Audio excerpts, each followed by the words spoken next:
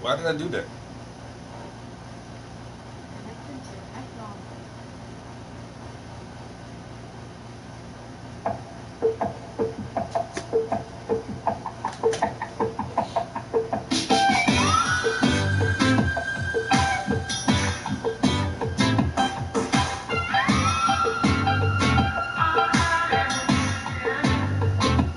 Calling the world from isolation. 'Cause right now that's the ball where we betray. And if you're coming back to find me, you better have good aim.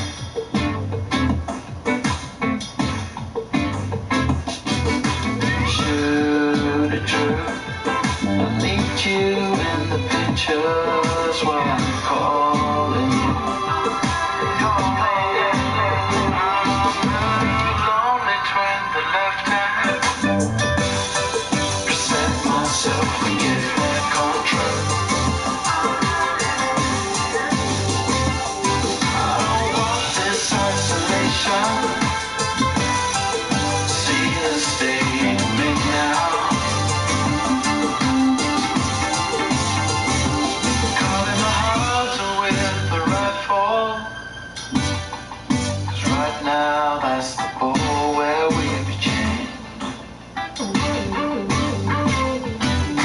Shoot it true. I want you in the pictures while I'm calling you. Calling you. Lonely twin, the left hand. Reset myself and get back on track. I don't want this isolation. See us stay in me now.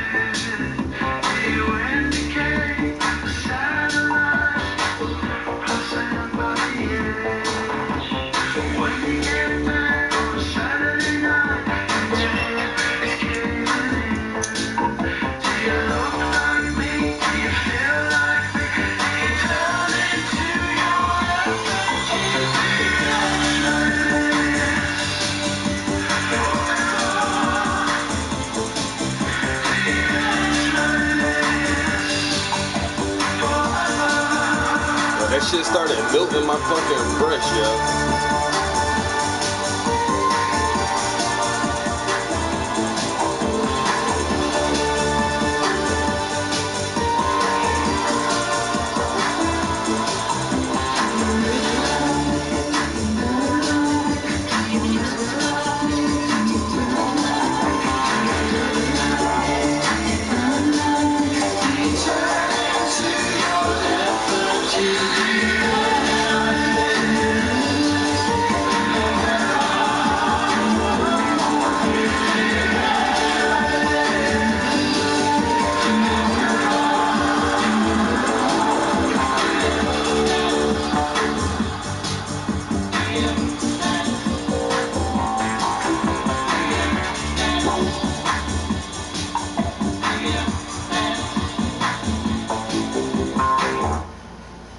So I soaked my damn brushes in this shit for a little while.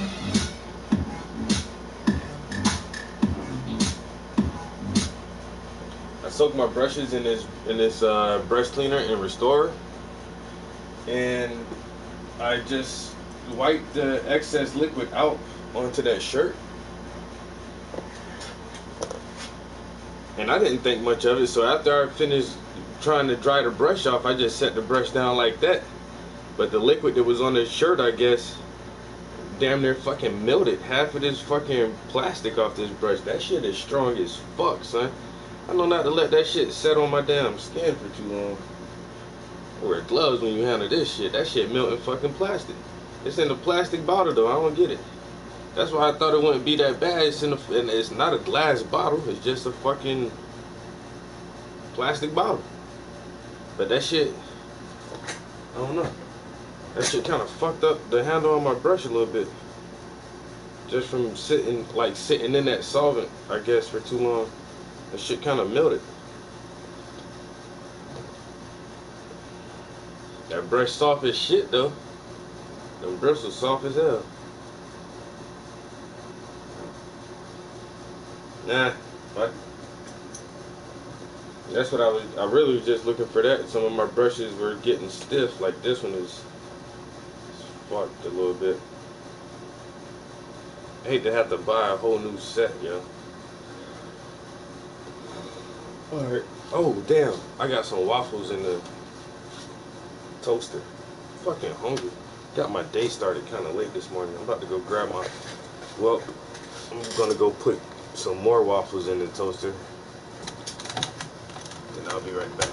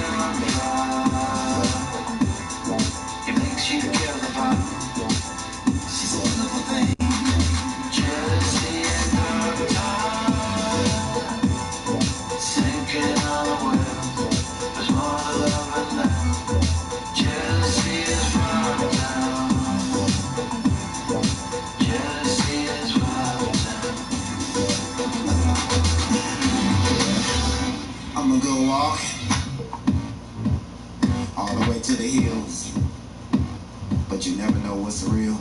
So you have to be prepared. You have to be ready. You have to be ready. Cause she can be a bitch.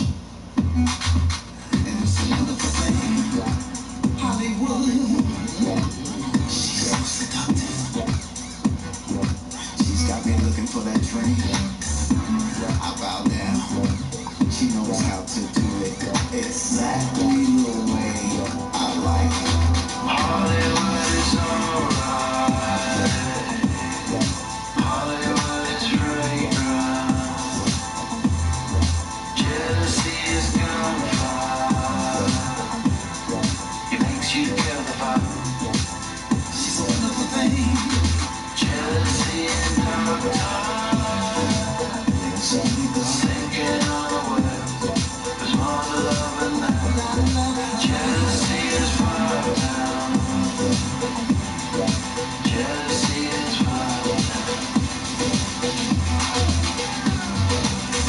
Came through with a big fat chain on my neck. Little did they know, no sweat, so I dimmed out, rimmed out, and cracked the glass.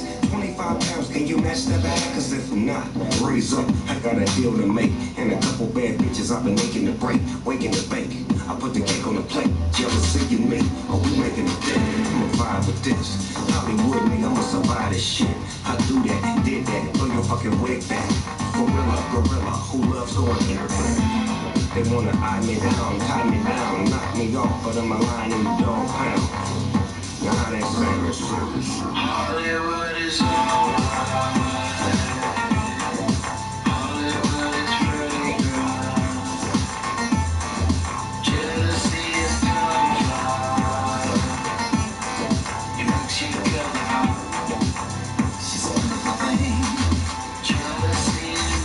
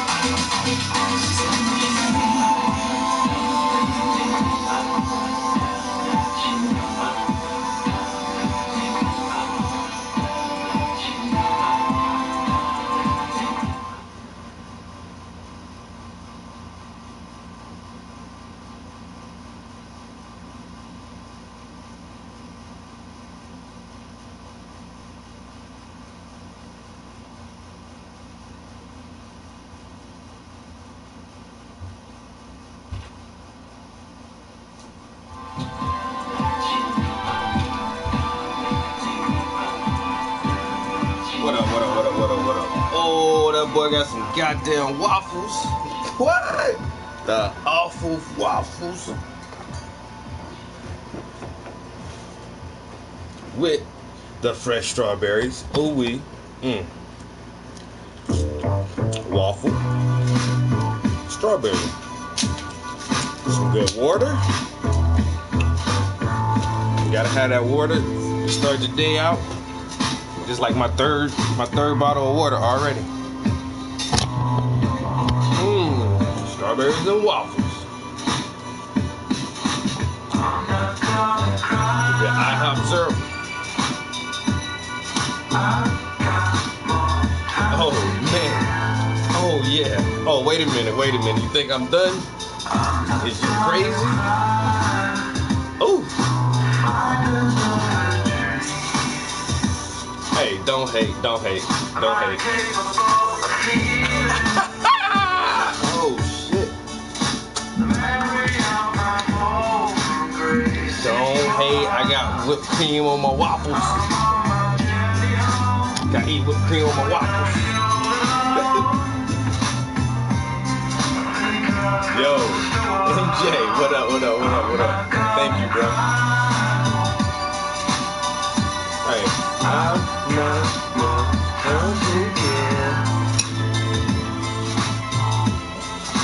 I'm not gonna cry.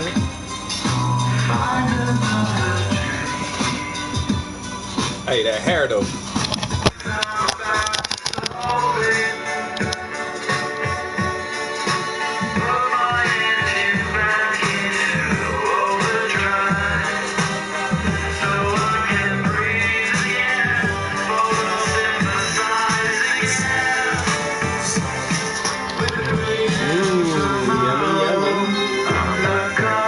Yo, highly blessed. What up?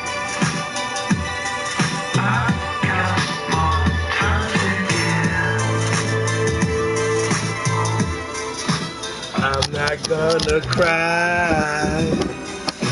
And another dream. I'm not gonna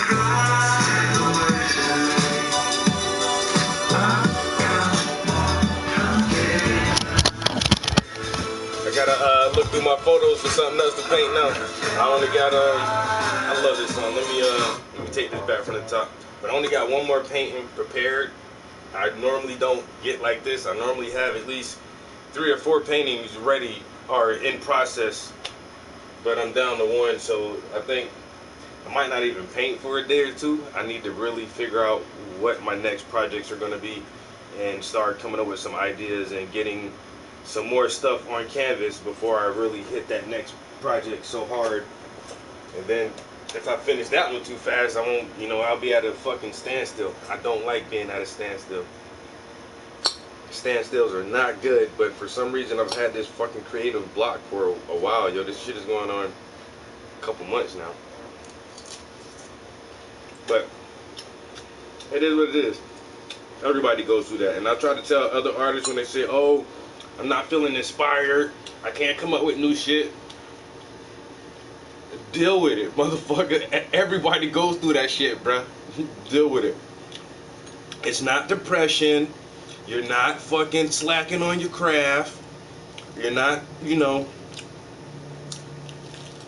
a noob. You're just, your well is dry. You know what I'm saying? Sometimes you gotta let the well fill back up.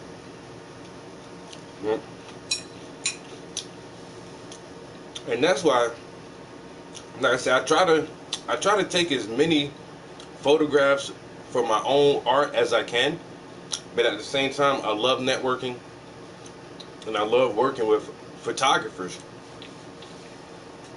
I'm not a professional photographer. I mean, I can take some really good pictures.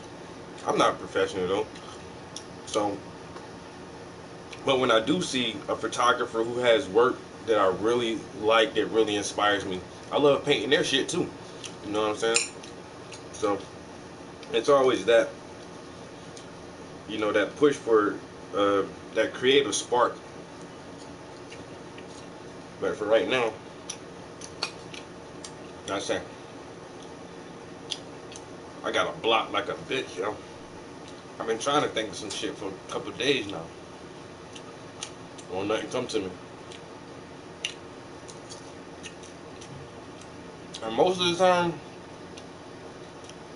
when I get in a writer's block, I mean an artistic block like this, or a creative block, I'll just paint some still lifes just to do something, just to keep creating art. Still lifes are cool, you know what I'm saying? I like painting teapots for some reason. I might paint me some more teapots or some shit like that until I can figure out my next major project. What's up? No? Nah. Ah!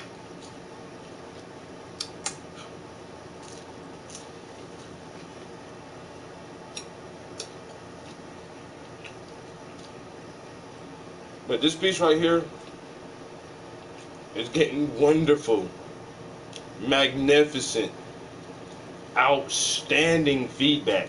It is so awesome and it's so reassuring, and it motivates me just when people feel inspired by my art, when they can see the beauty. No problem. Let me know if you want some more.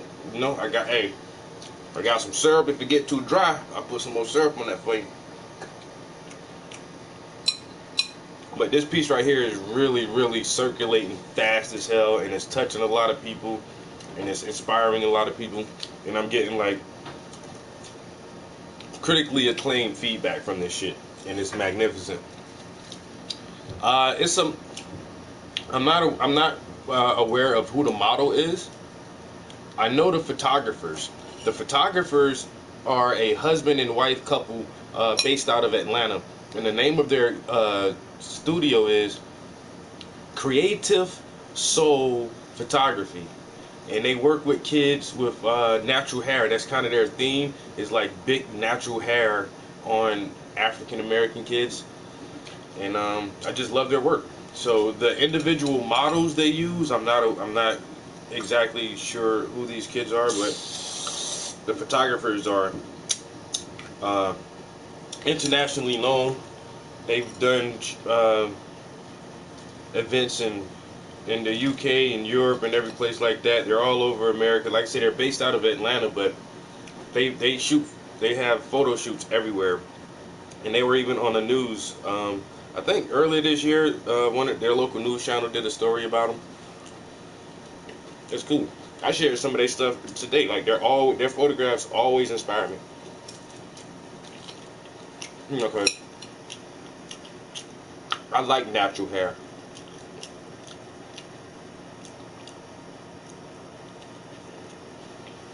Mm, mm, mm, mm, mm. Yeah. Mm, mm.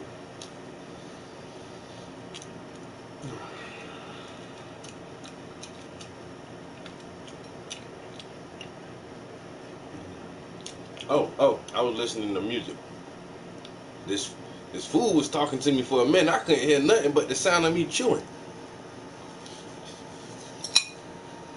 Mm.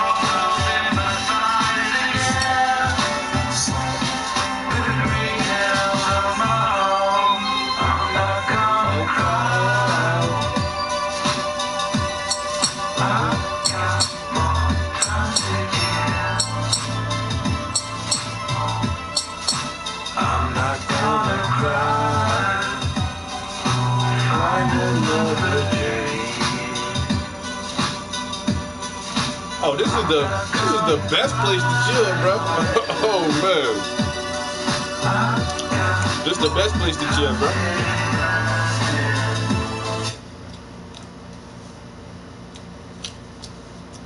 Art, education, some good music, good food for me, good conversations, positive personalities. What else could you want first thing in the morning? You want to turn on the news, hear about the latest school shooting, how the Dow Jones has dropped 60 points in the stock market, Trump still trying to build a wall. You want to watch reality shows, Real Housewives, Love and Hip Hop. Everybody down with that bullshit, man. That shit play the fuck out. I try to offer an alternative. It's all about how you start your day out, man. You get out the bed on the right side, start your day out with some good vibes, and the rest of the day just goes like that. Motherfucker wake up in the morning watching Cardi B and the goddamn Kardashians. Now you upset and moody all day because this bitch. You shouldn't start your day off like that. We chill. I ain't gonna cry. I ain't cry. Find another dream.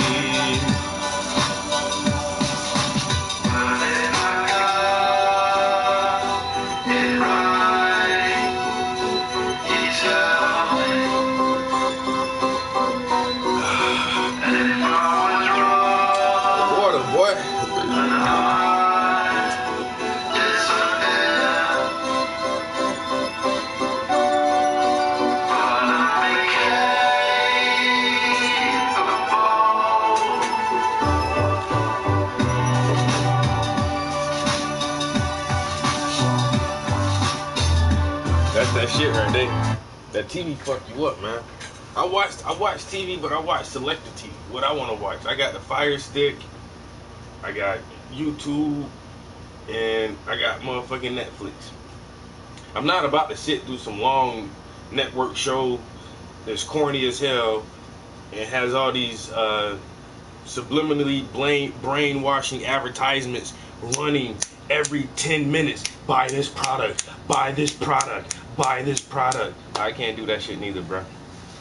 It's probably been about the same for me, like, well, over 5 years since I've sat down and like watched TV. Like, I watch shows, but I gotta watch that shit, a good ass show that I want to watch when I want to watch it, what time I want to watch it at, and I don't need all the fucking advertisements and commercials and that shit. TV, that you don't get shit good out of that fucking idiot box. Like I say, not from the major networks during prime time hours. That shit ain't meant for nobody but desperate housewives who want to get on the home shopping network and buy a bunch of frivolous shit they don't need. Capitalism produces consumerism. Consumerism produces depression. Depression is the state of America. But I ain't gonna cry. I got more time to give. I'm gonna find another dream.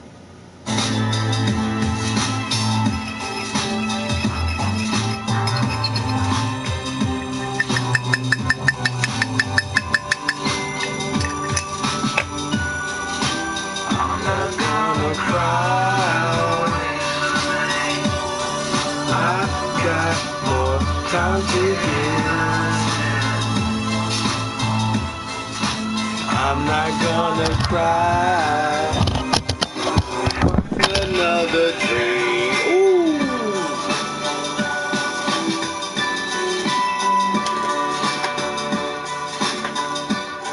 I have more time to go.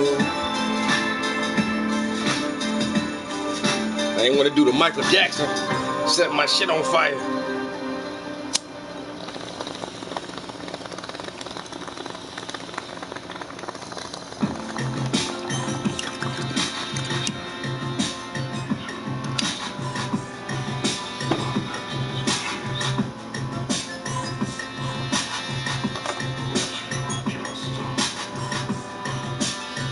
YouTube University is the shit, yo. I like YouTube. YouTube is shit.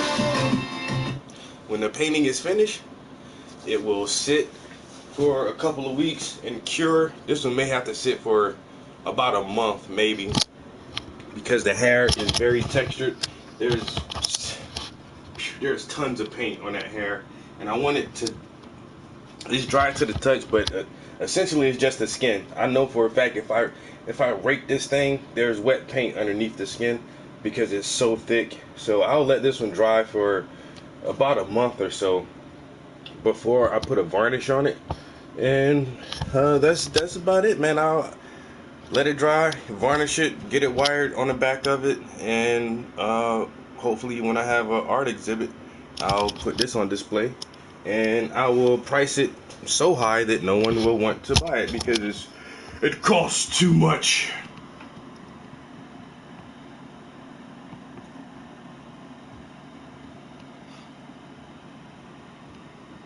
Why do you price your painting so much when you're not really famous?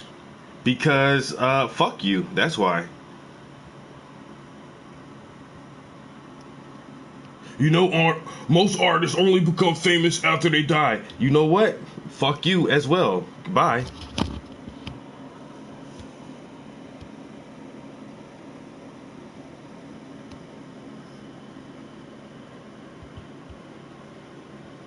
Why you always painting? You don't never watch football and nothing? Nah, because fuck sports.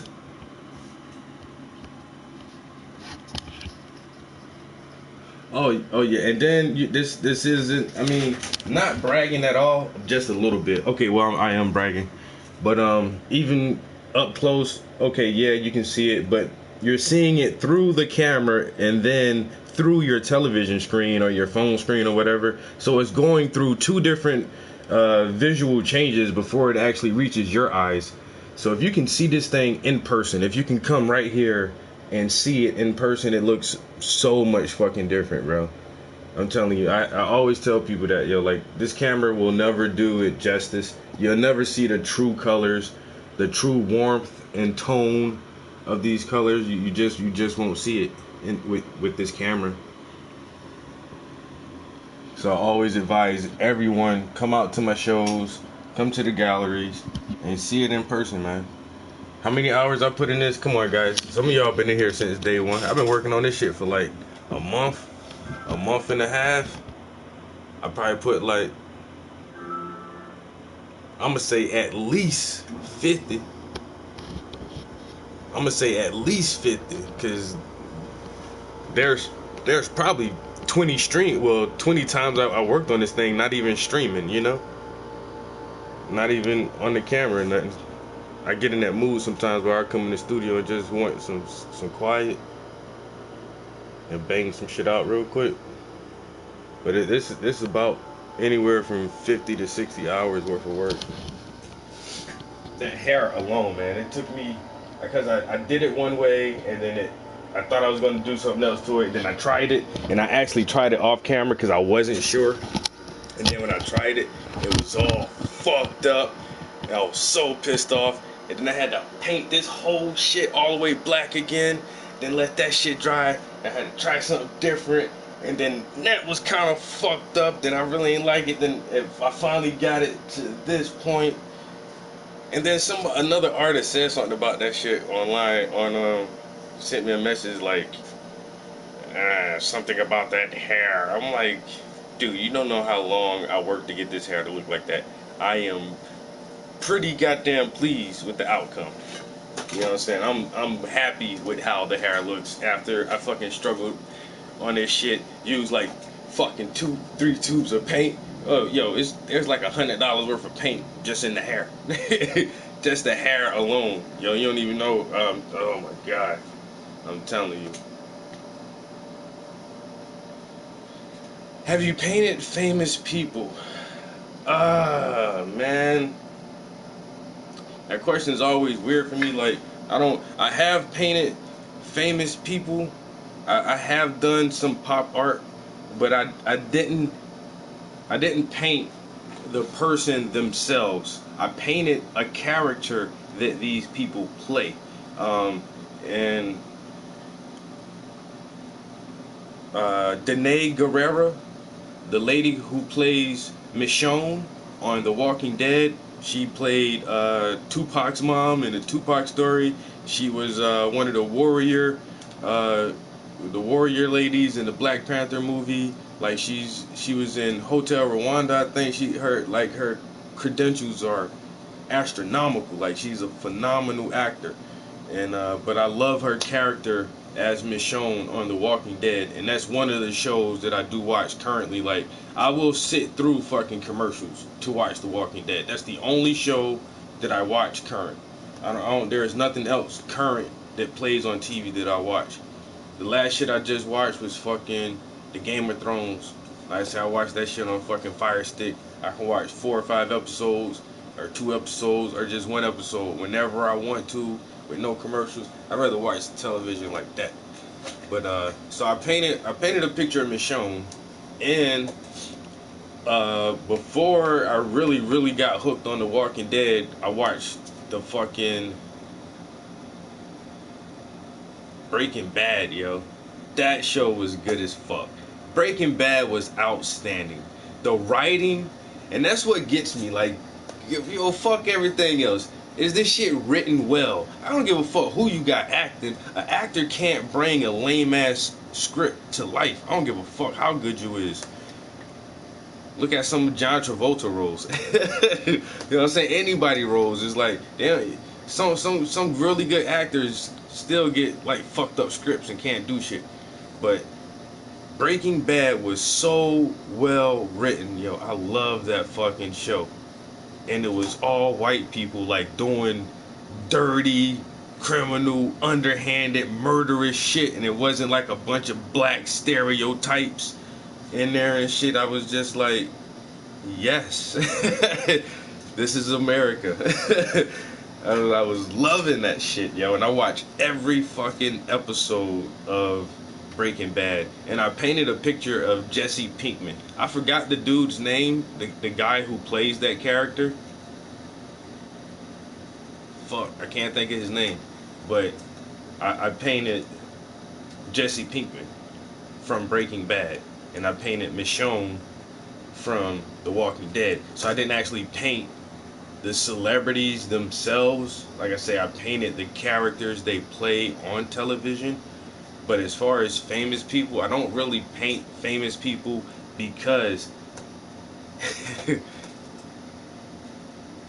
when you imagine a prestigious, well-known, well-respected, you know, gallery or museum that's been around for a time, you know, decades. If a gallery or museum has been there for, you know, 20 years or 30 years or 50 years, or like some of these French museums are old as fuck.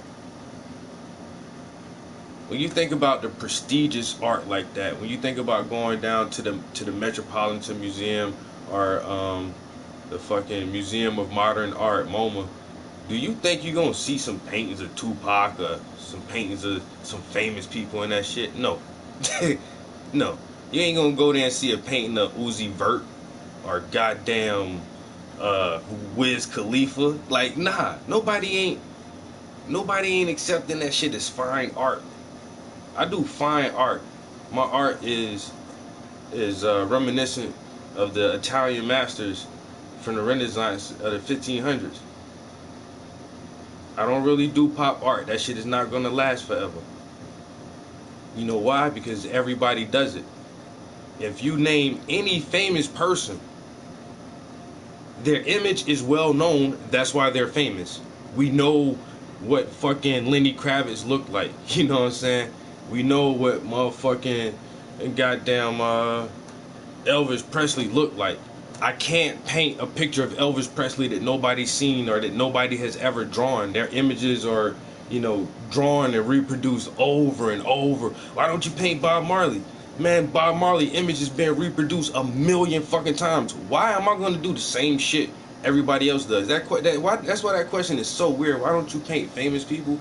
I'm not following nobody else. I'm not trying to do the same thing. Oh, when Prince died, you know how many paintings and drawings I seen of Prince? When Michael Jackson died, when the young boy just died, XX Tentacion. You know how many drawings and paintings I seen a Triple X? Man, ain't nobody give a fuck about this dude when he was alive. And as soon as he died, like, everybody want to draw pictures of him now. Like, well, I'm gonna do the same thing everybody else doing, man. You know what? She famous. I'm famous. They famous. They famous. They famous. Everybody famous, man. Everyday people are just as important to contributing to the human story as motherfucking Big Papa, Puff Daddy, and everybody else. Jennifer Lopez. We just as important as these motherfuckers. Might not got the same money they got. That's the only difference. But normal everyday people, I'd rather paint people who look like me. You know what I'm saying? What do I like to paint? Most people who look like me.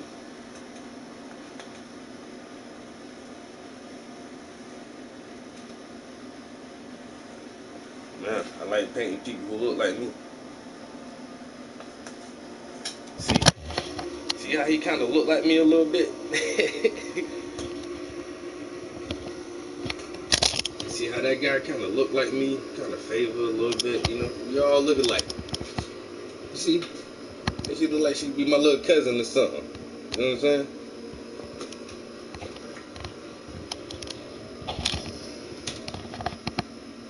Motherfuckers who look like me. He look like that motherfucker like he'd be my uncle. So when all these young black kids go in art galleries and museums and everything, man, they can see motherfuckers who look like them. They ain't always gonna see white Jesus and motherfuckers riding on horses and shit like that. You know what I'm saying? They need something that looks just like them. Normal, everyday, that they can relate to. I'm the black Norman Rockwell. You know who Norman Rockwell is? Norman Rockwell just painted normal shit, yo. He just painted normal, everyday shit. A dad and his son going fishing. A family walking to church. Another family sitting down eating dinner. A couple guys at the barbershop getting their hair cut. A mechanic fixing a car. A shoe shiner. The motherfucker just painted everyday Americana, like everyday living, everyday normal people. You know what I'm saying? Because he understood like everybody's important, yo. Everybody has a part to play in this shit we call fucking life. I hate to focus that shit on these popular individuals, like I said, because their image is already being reproduced. They got hundreds of other artists drawing their ass. They don't need my help doing that shit. They don't need me to draw famous people and paint famous people. I don't have to paint Oprah Winfrey or LeBron James. It's all good. Trust me. They somebody else painting Oprah Winfrey and LeBron James right now. Oh man, LeBron James went to the Lakers. You know how many goddamn digital art shits I done seen motherfuckers got LeBron already wearing a Lakers jersey, all kind of shit like that. You know what I'm saying? That shit is covered. That shit is covered. Trust me, bro. Famous people, they got that shit. They got that shit on lock. They don't need my help. Nobody don't need my help painting famous people. I get that question all the time. You don't paint famous people? It's weird our fascination with celebrities. I don't understand, like, especially these reality shows and stuff like that. We're fascinated how these people live, you know, what they had for breakfast. I'm fascinated by what I had for breakfast. Man, I had some waffles with some strawberries, some IHOP syrup, and some whipped cream. I'm fascinated by what the fuck I'm eating. You know what I'm saying?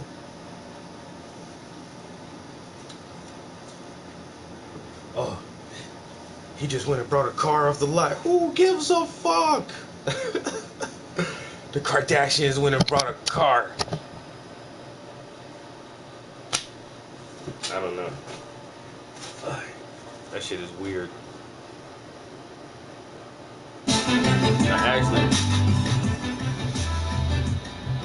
I need to look through some photographs. I need to find something else to paint, yo. For real. I need to look through my camera too.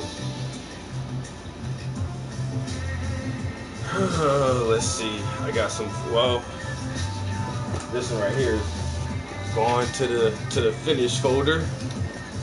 I always save my photographs when I'm done. But people like, here, I'll give you a photograph to use. Be like, don't give me a photograph, because by the time I be finished with that shit, man, you ain't gonna want that shit back, yo. That shit gonna be scratched up, painted up. That's why I just prefer to print my own photographs, because I like them this size too. Some people, one dude tried to give me a wallet size photo and like, paint this. I'm like, dude, I can't even tell, like, is that a tie he wearing, or is that just a pattern on his shirt? Like, bro, I can't hardly see, dog. I need something bigger than that. Can you paint this for me? No, I can't. No, I can't paint that. It's a Polaroid. Yeah, from 1982, man. This shit's so damn faded, I can't even see nothing.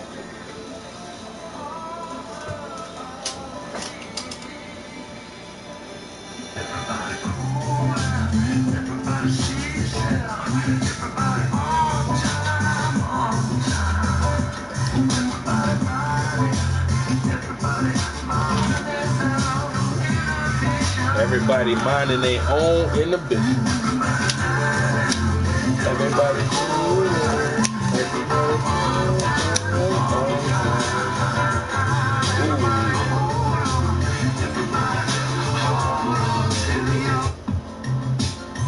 I love this album right here, yo. This shit is jamming.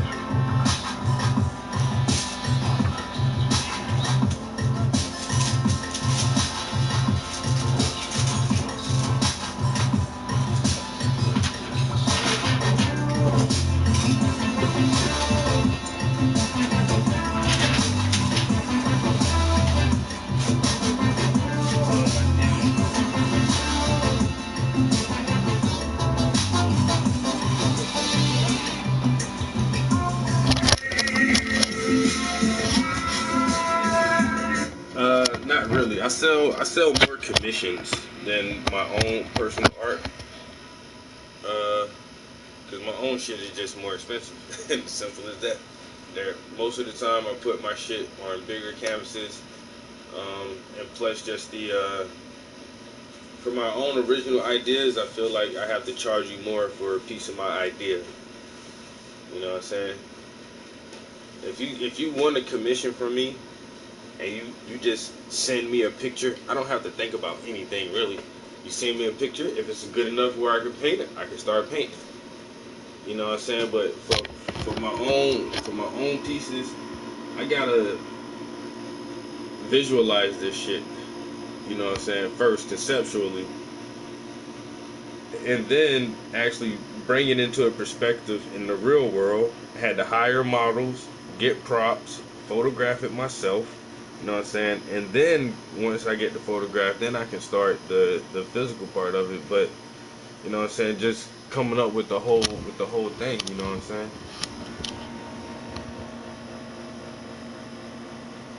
Now, so I took this photograph. I did not take that photograph. The dude in that picture right there, that's the same guy. I actually have another painting of him too. Now he's a model from Atlanta, and in this painting, that's him and his girlfriend.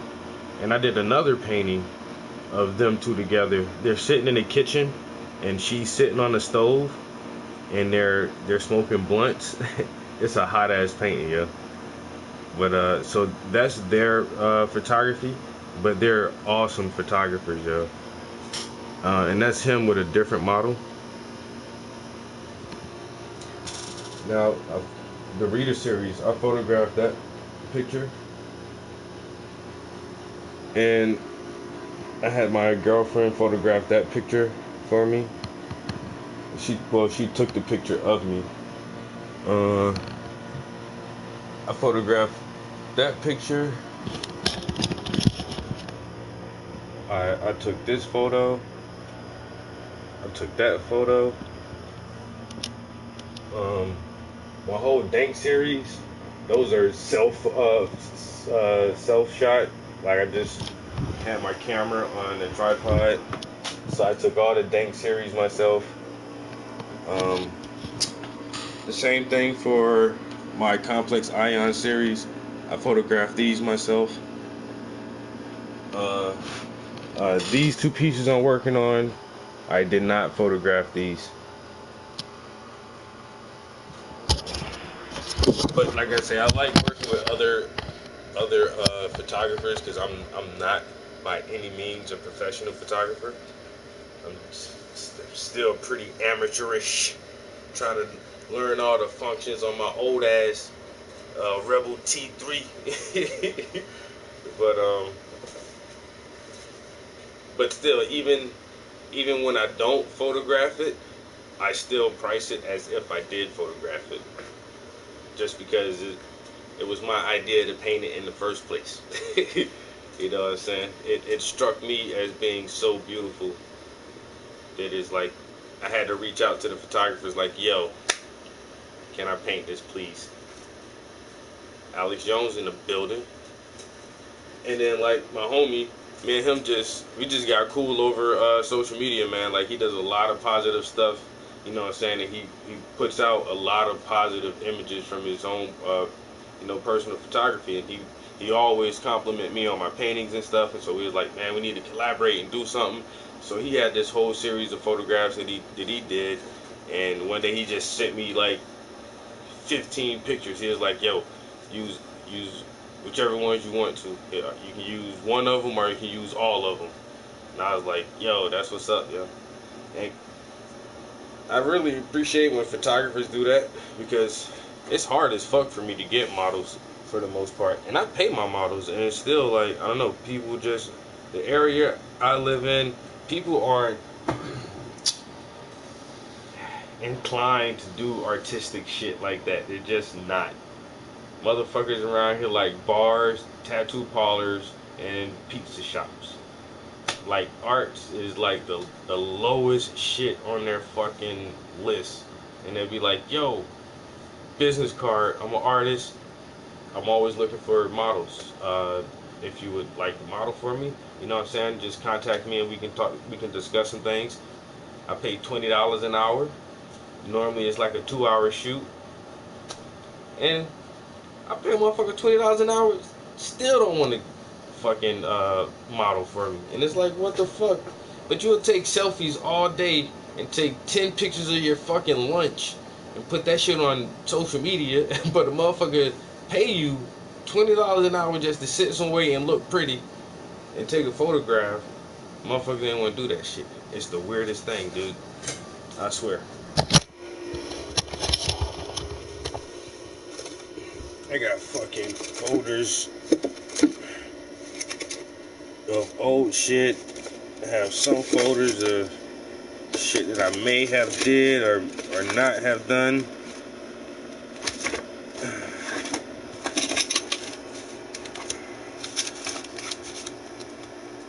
Man.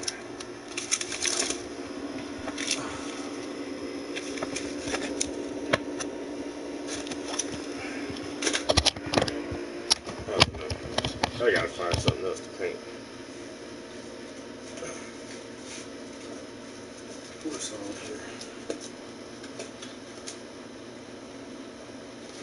Something that's not been done yet. All of these have been done. Damn it, Trap. Why do you paint so much? You did all this shit. Damn motherfucker. This motherfucker to paint everything in that folder. I done paint everything, man. Everything. I done paint everything in that folder.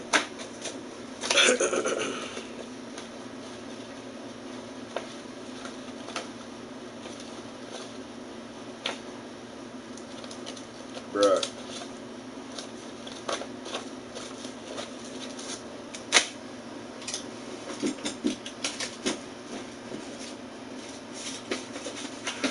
You gotta be fucking kidding me.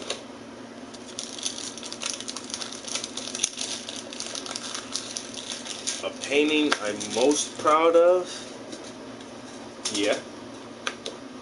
One of my I did a painting like years ago, and it's still like one of my favorite pieces, my own personal favorite piece. I got like a top 3, but that one is still at the fucking top, yo. And it's weird, like I painted it one time before, like years ago, and I sold it like a few months after I painted it for a grip too. Like it was on a smaller canvas. I sold this shit for like $800. Like it was like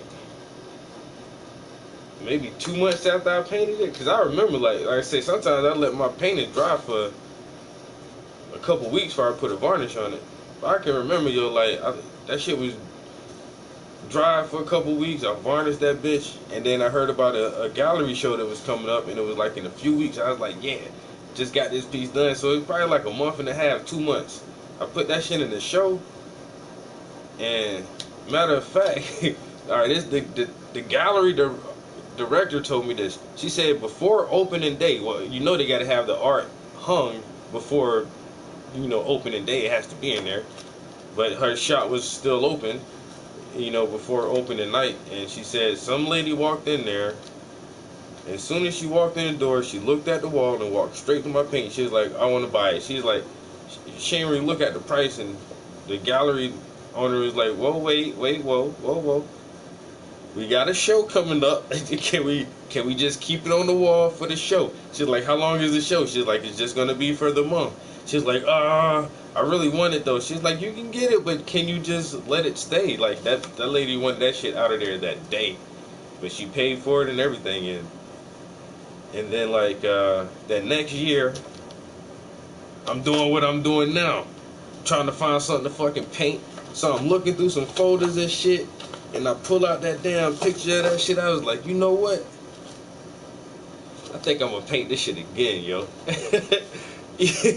So I paint that shit twice. I paint the same picture twice because I sold the first one, and now I got my own copy. I'm willing to sell the second one, but you gotta give me like $1,000 for that shit.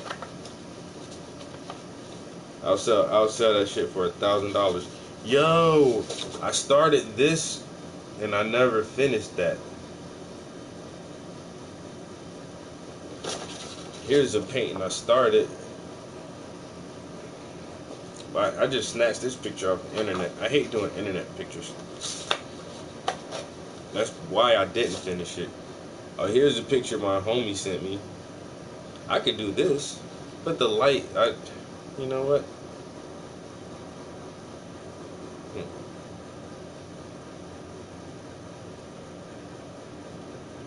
I might do this one anyway.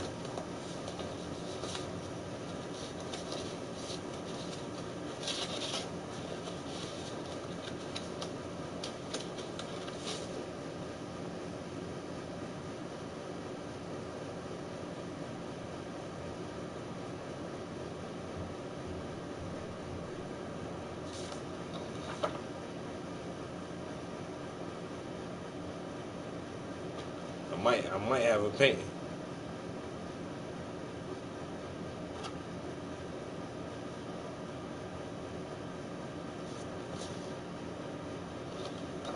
I started this painting and didn't finish this one either.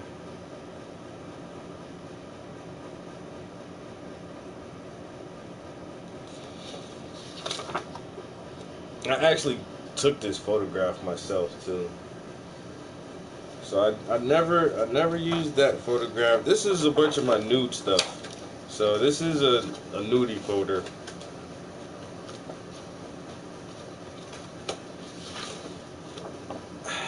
I never painted that one.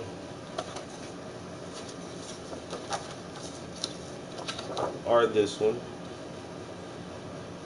Old plumpums. BBWs.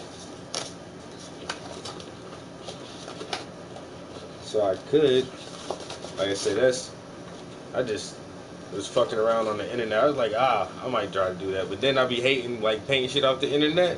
And then somebody see that shit, you get fucking sued for that shit. So most of the time I'll use internet pictures for drawings. Because I don't really sell my drawings, but I like to stay in my sketch pad to keep my fucking, you know what I'm saying, keep my pencil skills up.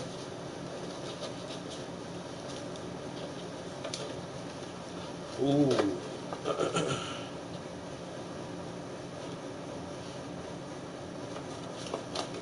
I could do this one. Now this isn't, I didn't take this picture, but a photographer I know said I could use this photograph.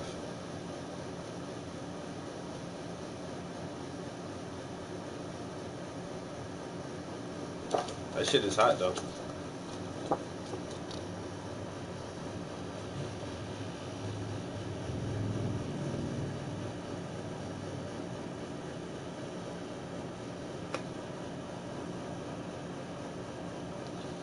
So I do have some stuff I can paint. Not really anything coherent like a series or anything like that, but something to keep me busy until I figure out what I'm gonna do. And like I do have a nude series, so anytime I paint a nude, I just add to that pile of paintings, and it's like 5 of them already. Then you're gonna start flipping through them. Have like 20 nude paintings. My reader series, I probably have like 9 of those now.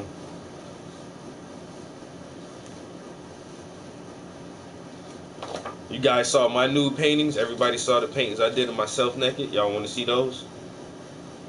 Yeah, you do? Y'all want to see the paintings I did of myself naked? So here's options. Here's 4 options right here. Oh, and then like I say, my homeboy,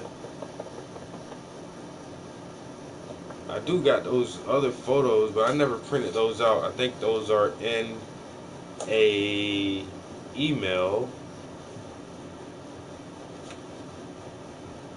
I think they're in an email somewhere.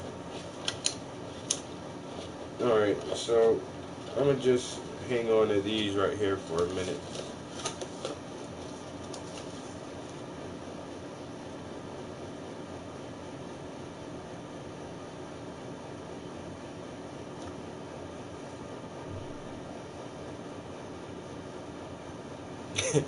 make me want to paint, but I suck. That's why you got to do it.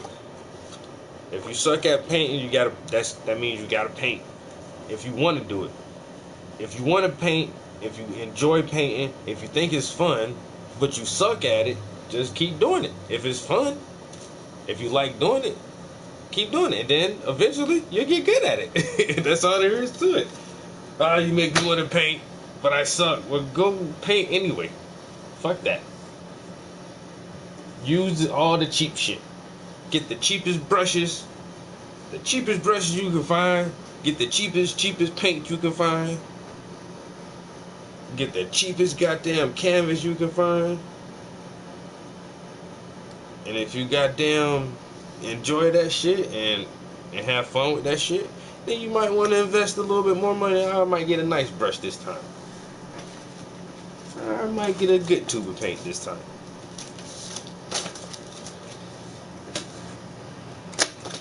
Shit, a motherfucker ain't just start out running like, oh shit, I'm a master painter. Man, I show you some of my old paints, you be like, hell nah, Trap, you ain't paint that shit.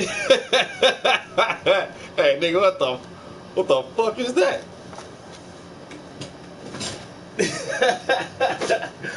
So we be like, hell nah. Where? You painted that Trap? I was like, yeah, that was back in the day, man, before I knew what the fuck I was doing. Now, see, because I sucked for a long ass time. And see, what the worst thing about me in the early days was my ego so goddamn big. Even when my shit was fucking shitty as hell, I was looking at it like I'm the fucking man. Like, I was like, yo, look at this shit, son. That shit is genius. It was not genius by a long shot. By a long shot, bruh. Let me tell you. I got some shit that's locked away so nobody can see it. Word up. But see, when I get famous, that'll be the most priceless shit, yo. The oldest shit that I got, yo. They gonna pull that shit out the goddamn caverns, dust it off, and like, oh shit, Travis Prince from 2009, and that shit is gonna be like. You know what I'm saying? They gonna be making motherfucking lithographs and prints of all that shit, yo. You know what I'm saying? Motherfucker gonna be changing that shit into modern art. It's all good, man. Motherfucker see that old shit. Damn. Chat, you used to paint like that. Yeah. But I kept painting though. Haha. See? That was the whole point that I was trying to bring it back around to. I kept painting. And now, oh, you can't tell me shit, son. Oh, you can't tell me shit. And the only thing I know is that I still don't know everything. So the more I paint, the better I'm gonna get, dog. Yo, this is awesome. I feel really good right now. Because in 10 years, imagine how much better I will be in 10 years. Oh man, y'all better get on this shit now. I'm trying to tell people, bro. Get on this shit now. Cause if I paint for another decade, man, my name gonna get out there. My shit gonna start blowing up internationally. Shit's gonna be costing 30, 40,000, 50,000. You ain't gonna be able to afford this shit, man. I'm trying to tell you. I'm trying to tell motherfuckers, y'all need to get on now. In the early days, you know what I'm saying, why it's still easy getting on the ground level, you know what I'm saying, come in on the first floor while I'm still out here practicing. Cause once I get up in that big arena and y'all stop seeing my YouTube stream, y'all gonna know something changed about me.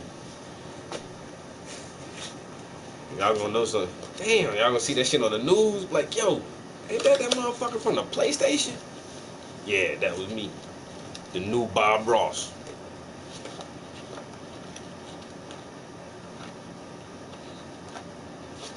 The new Bob Ross. I don't even know if I should show y'all this.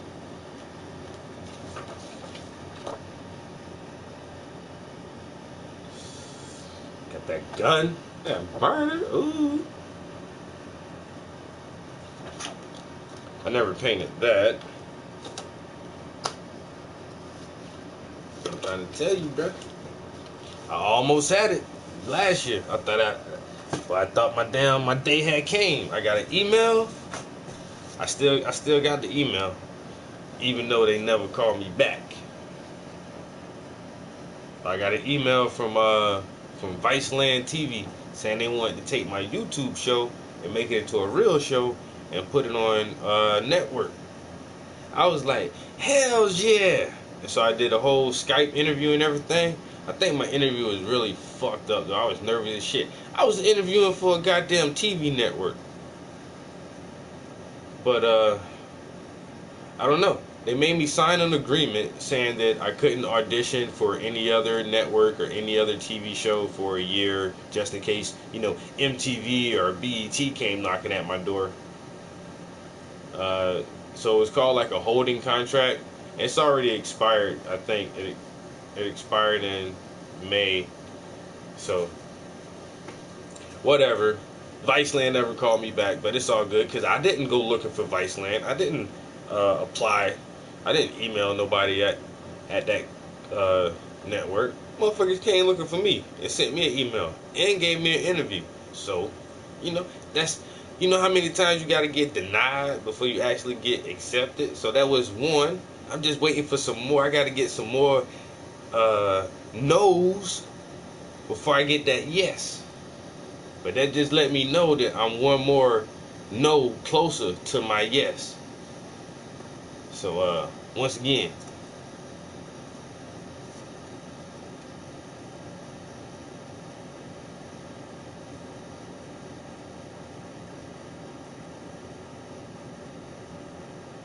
why is it why is it so high? The price, I mean, it doesn't.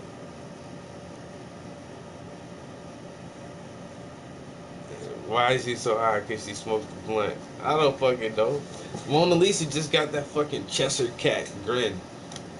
I really don't find a fascination about it, other than there's supposedly some really deep symbolism encoded into the Mona Lisa.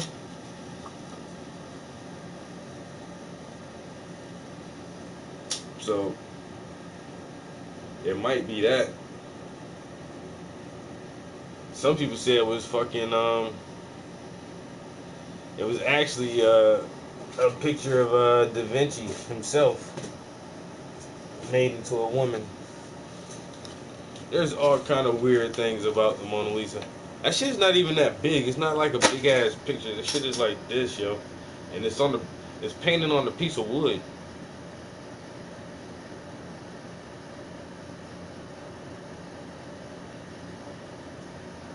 Yeah, that shit is painted on wood, yo.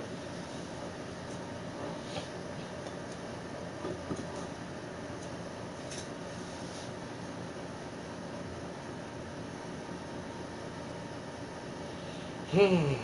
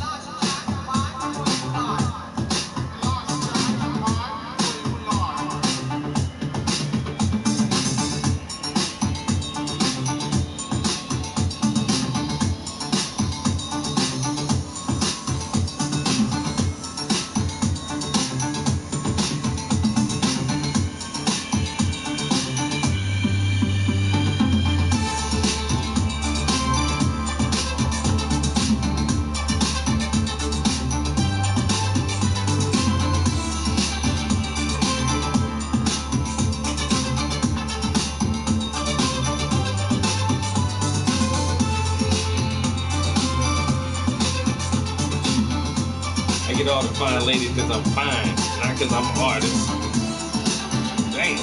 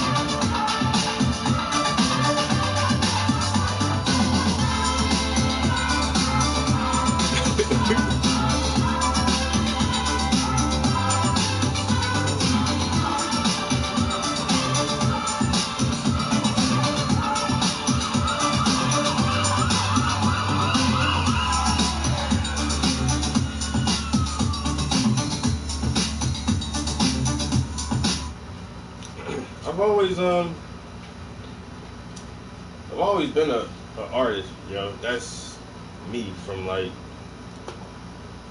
my earliest memories. And my mom and some of my other family members tell me that. They said I was always like an introvert, never really wanted to like play with other kids. I just kind of always wanted to draw in color, yo. That's they, you know what I'm saying? And I honestly, like, my earliest memories that I can really remember is like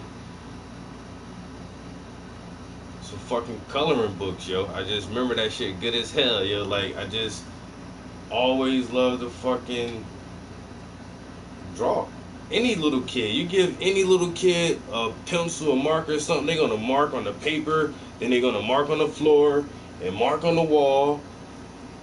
And I just never stopped marking, you know. I just kept marking and doing that shit, and there's like some pinpoint memories in my childhood that like always let me knew I saw the world a little bit different at that time. I think artists are more, you know, emotionally and perceptionally advanced than most people just because of the way our brains are wired. But I can remember in like kindergarten, like drawing when we had to draw people. Like it was, I never like in a lot of this shit. I was too young as a child to actually formulate the, you know, the complex thoughts and to, you know, accurately question the situations or anything like that. But I can just remember like when we had to draw people, like most kids would draw stick figures, and I'm just thinking to myself, well, people don't look like that. You know, even as a young child, I was like, that's not how people look. Their bodies aren't just straight, we're wide, and we have arms, and it was weird. And like I never drew a stick person ever. I just never did that shit. I drew a fucking. I remember this shit good as hell, yo. It was like a box head with a flat top. My dude had shades on, and he had a neck and a body, shoulders and arms and legs and hands and feet, like. And it just always seemed like proper for me to do that. And then I remember another time, it was maybe like 4th or 5th grade. We were in art class, and the art teacher wanted us to do portraits, and she had this big folder full of faces, and every kid got to pick, you know, a picture. They looked like kind of like magazine headshots or something like that, glamour shots or whatever. And so everybody picked a picture, and we drew our pictures, and then the art teacher's walking around the room, and I'm excited for her to get the mines, you know what I'm saying? And she's like, oh, that's nice. Oh, that's good. Oh, well, you can maybe do this. You know, we're elementary. She can't be but so harsh about our art, you know what I'm saying? Oh, that's good. Well, maybe if you use this color or that color. And she got to mine. I remember this fucking plain as day, yo. I remember this shit, yo. She got to my drawing. It's, oh, Travis, that's nice. And then she picked up my paper, and she picked up the picture. She said, I just want to make sure you didn't trace it. And she kind of overlapped them and looked at it. She was like, oh, okay. But it was like, you didn't do that shit to nobody else. But then at the same time, it was like, my shit was so dead on. She thought I fucking traced that shit. That's how dead on that shit was in 5th grade. You know what I'm saying? And even right in that instant, I couldn't quite figure out why it was a good thing that she did that to me.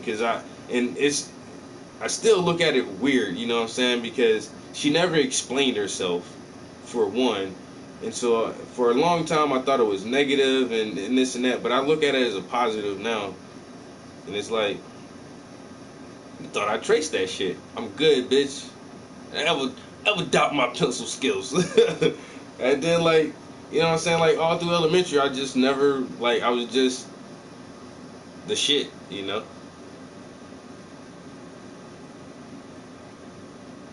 I was just the shit until I got into junior high. Lord have mercy. Marjorie Smith.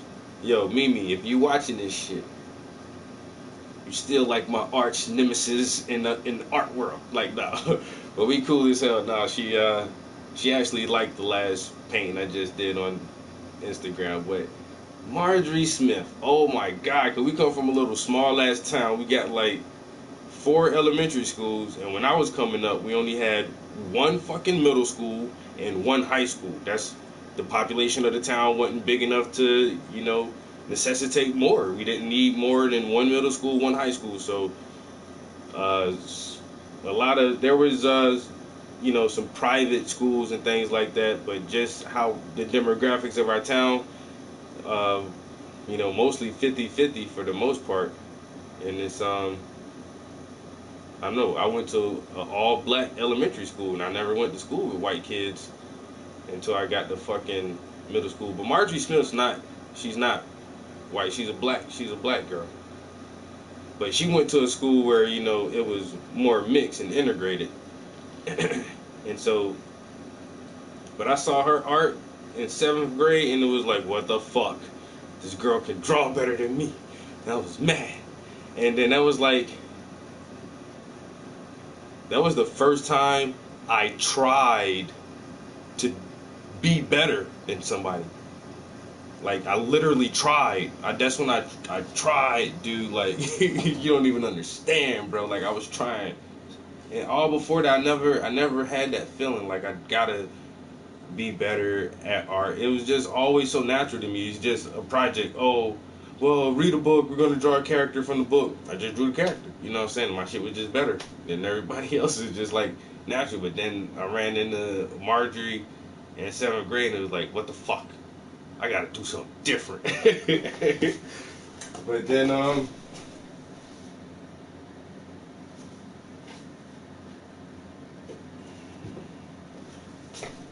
wound up dropping out of high school. On some dumb shit, on some I'm gonna be a gangster drug dealer shit. But in middle school, when I got to 7th grade, my art teacher, her name was Cindy Baker, and she's married now, so her name has changed. But Miss Baker, it was her first year teaching. She was fresh out of college, yo. Just got out of college, got her art degree. She's about to teach art to some middle school kids when we were like 13, 12 and 13, 13, 14, 12 and 13. So, bitch, you gonna open the date. What the fuck kind of shenanigans?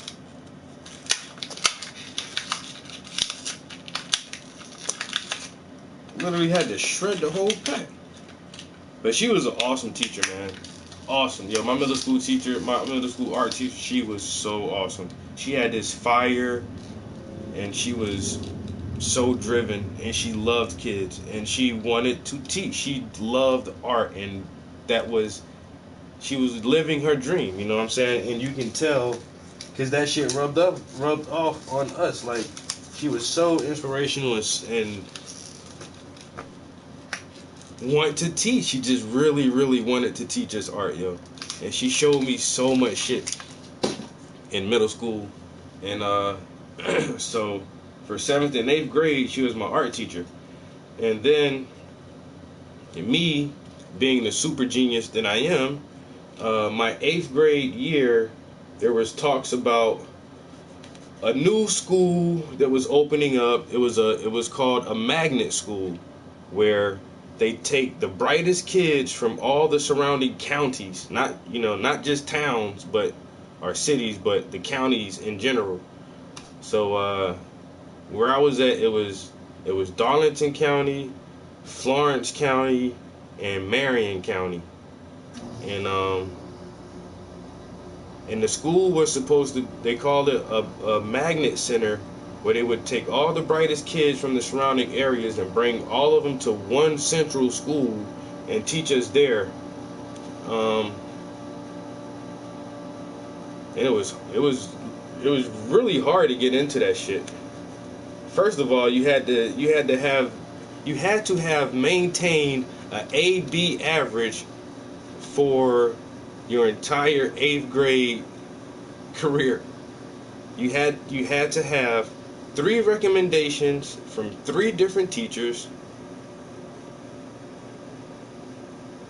and you had to take 2 standardized tests. One of them was a standardized test, and one of them was actually like a psychological test.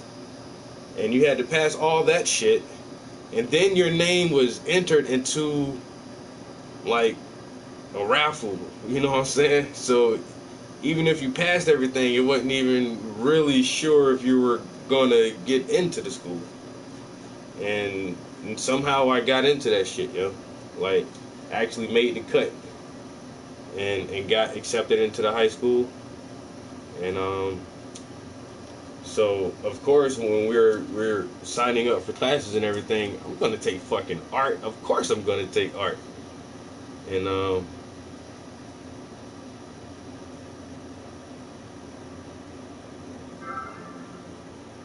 I've given classes before, and I advertised for classes, but nobody wants to take art classes. But yeah. So going to this new high school, like I said, it's in a different town, and actually it was in our rival town. Like as far as sports and everything goes, like we had our rivals, and they were the next town over, and that's where the school was at. So I'm like, fucking shit. I live in Hartsville. I gotta go to school in Darlington. Hartsville and Darlington don't get the fuck along. I'm like, what the fuck is going on? So that was one of the downsides from the jump. Like, damn. So I ain't like, and nobody I really know from my hometown. I think there's like 2 or 3 other people. No. There's probably more of us from Hartsville. Kind of think about it, there was a lot of smart little black kids in my fucking town, yo. Cause it was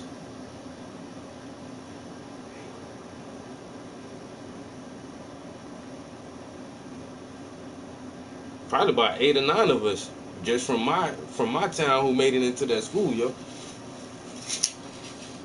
And but anyway, when I got to high school, I signed up for art. My first day of art class, I'm going in there, you know, I just know I'm about to be the fucking man in art, right? Go up in that bitch. Look at the teacher. It's my middle school art teacher, bro. Swear to God. She done applied for the position at the new school and got that shit, yo. I was like, yo, she saw me coming there because neither one of us knew that shit. I don't think she knew I was applying for the school. She definitely ain't tell us that she was switching jobs and trying to get at that new school. So we walked in there and I was like, yo, Miss Baker. She's like, Travis? And then we just hugged and everybody, like, this is a brand new school. This shit was day one. Like, and it's crazy, like, my first day of high school, my first day of 9th grade was the first day this school opened up. It was everything was a brand new facility just opening up, right? And this is the first day of class, so all the kids in there, everybody's still trying to get to know each other, and like, nobody's ever been to this school before. None of these teachers have ever taught here anything, and I walk up in there and I'm like, I know the art teacher, and everybody's like, how the fuck y'all know each other? I'm like, yo, she's my art teacher, yo. So I had the same art teacher for like years, like all through middle school, all through high school. I had the same fucking art teacher, but I wound up dropping out of high school, and I don't know, man.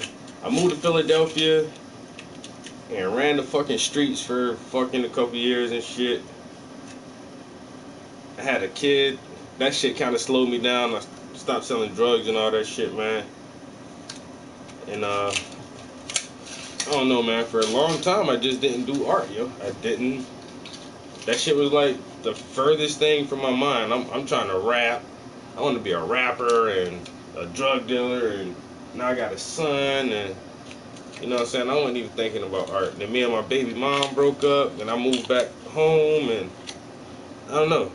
Got my shit together, had a good job, had my own crib, had a car. You know what I'm saying? Bills paid, everything good, big screen TVs, all the video games, everything, bruh. I'm chilling. I always have my own shit. But goddamn, I don't know, like, I remember this shit good as hell one day too, yo. Like I said, at that time, I was single. Man, I had a chick for every day of the week. I ain't even trying to brag, bro. I ain't even trying to brag or nothing. But I had all the bitches anybody could want. You know what I'm saying? I had, like I said, I had a nice ass will, had cash flow in the bank account, and I'm sitting home one day, and I'm bored as shit, right? I'm just bored as fuck, and I'm trying to figure out like something to do to kill the fucking time. And I remember I had the Xbox 360. I was like, damn, I should play some Oblivion on Xbox, and I was like, nah, I don't want to do that. Then I was like, I call one of these little chicks over here and get my dick sucked or something. Then I was like, I don't really feel like doing that shit. I can call the homies over and just like smoke and freestyle. But I was like, I ain't even felt like doing that shit. I'm sitting there thinking like, what the fuck can I do? I don't feel like doing shit, but I'm bored as fuck, yo. I don't want to watch movies. I don't want to take a fucking nap. I don't want to go nowhere. It's like, what the fuck? And then that shit just, I don't know, that shit just hit the fuck out of me like quick as hell. It's like, I can draw something. I was like, I don't, and then when I thought about that shit, I was like, and then it occurred to me like I have not had that thought in like 10 fucking years. Like, to draw something. And I was like, yo, yeah, I'm bored as hell. I can draw something. And I started looking around. I was like, fuck, I ain't got no art supplies. I was like, what the hell? And so that shit started dawning on me more. It's like nigga, have you not created art since when? And I kept thinking, I'm like, damn, since you dropped out of high school, it's like, is it really like that, Trap? And I sat there for a minute and I reflected on that shit for a minute and I hopped right up. I got in the car, I went straight to fucking Hobby Lobby or somewhere, and I went to go get a sketch pad and some pencils. But I don't know, once again, this shit was weird as shit. I just kind of stopped looking at pencils and shit. Looking at, it's like, you know what? I think I might try to paint some shit. So I went on the other aisle with a paint set and I seen a Bob Ross starter paint set. That shit was like 60 something bucks. So I pick up this Bob Ross starter paint set and I pick up this little teeny canvas. The canvas was like $10 or something. I was like, you know what? I'm about to go home. I'm about to go paint some shit, yo. I started getting this little fucking happy feeling in this shit. You know what I'm saying? Go home, so I get back to the crib, sit down. I got my art supplies. I got some paints and brushes and shit. I got my canvas. So I'm like, what the fuck am I gonna paint? So I didn't know what the fuck to paint, right?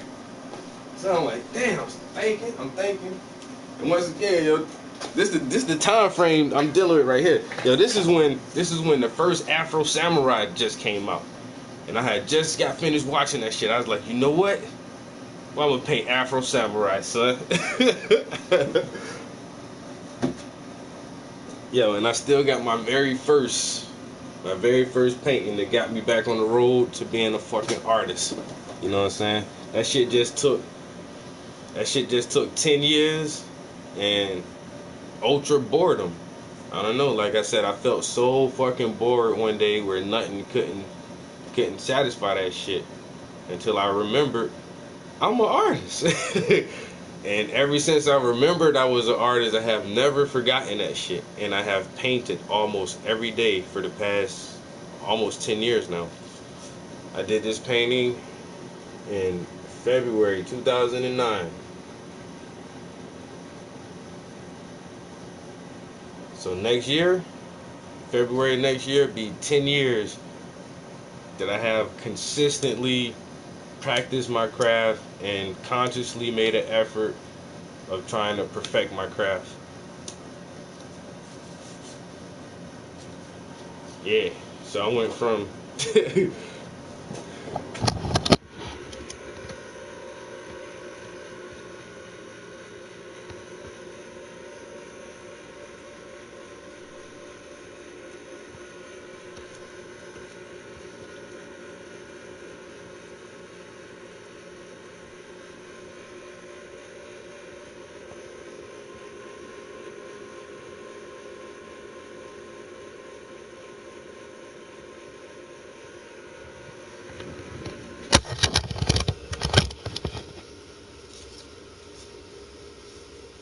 That's my very first paint.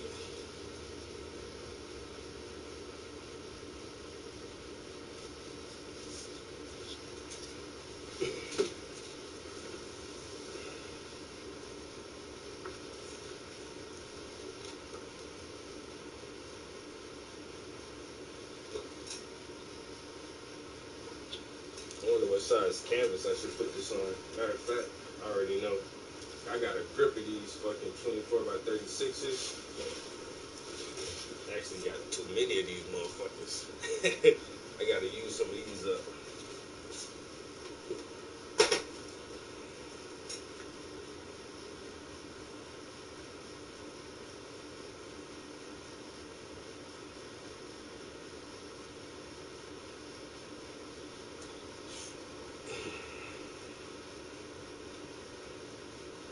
What, my Afro Samurai? Oh, boy, I already told you, man, that old shit like that, man, that shit gonna be worth millions one day. Watch. Watch what I tell you. Man, somebody gonna pull that shit out the catacombs and dust that bitch off and be like, holy shit, this is Travis Prince's first painting. And it gonna be a wrap.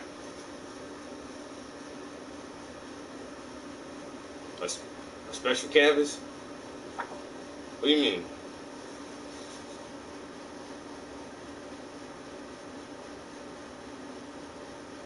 Just trying to see if this how this will fit on there.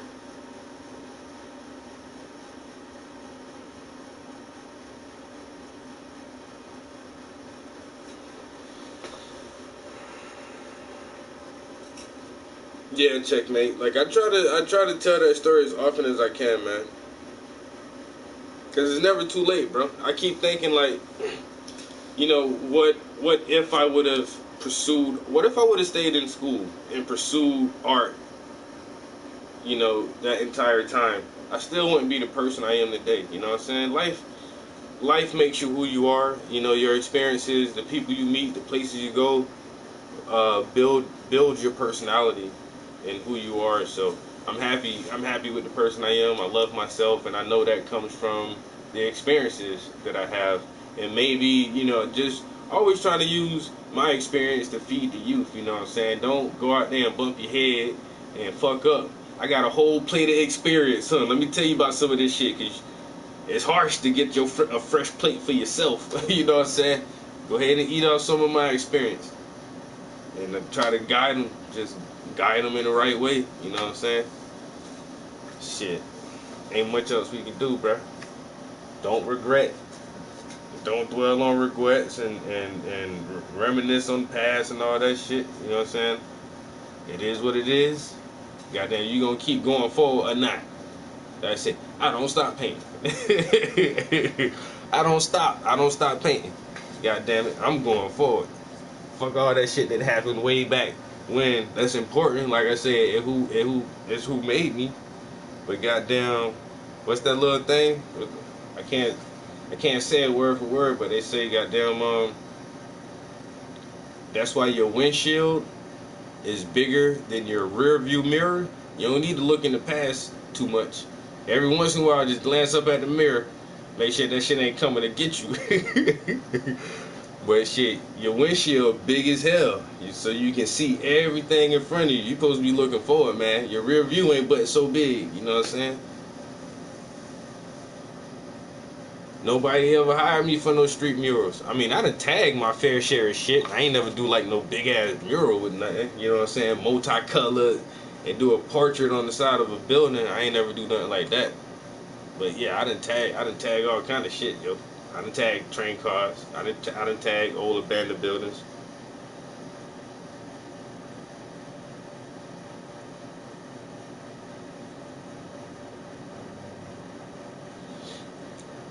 Almost everything there is to be done with art, I have done it. Trust me, I have done almost everything. I might have to go get me something else to eat. I ain't even really did shit this morning. Well, we've really just been trying to figure out what I'm gonna paint next. Like I said, I'll probably put one of these on canvas.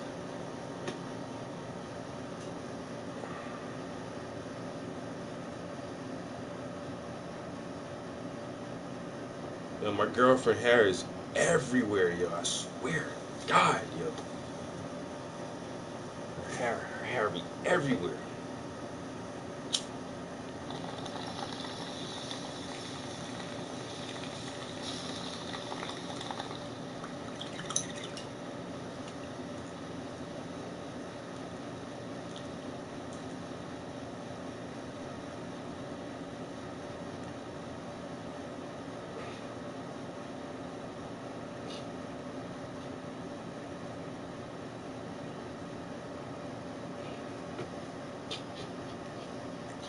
Shit tastes like a goddamn strawberry daiquiri just now.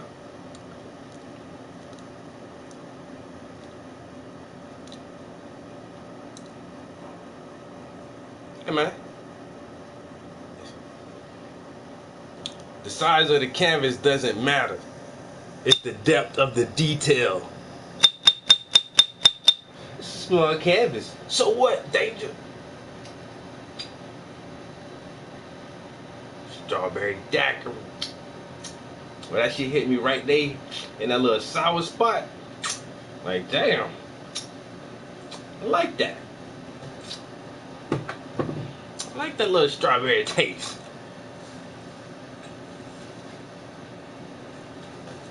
You know, your shit hit you in that little sour spot back there. Right behind your jawbone. At the back of your jawbone. Ooh. Strawberries. I gotta stop buying these canvases, yo. I really like painting on bigger canvases now. But like I said, I have so many 24 by 36. I got 1, 2, 3, 4, 5, 6, 7.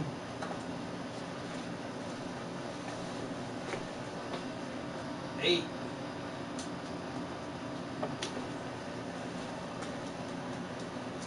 Got about 10 of them bitches.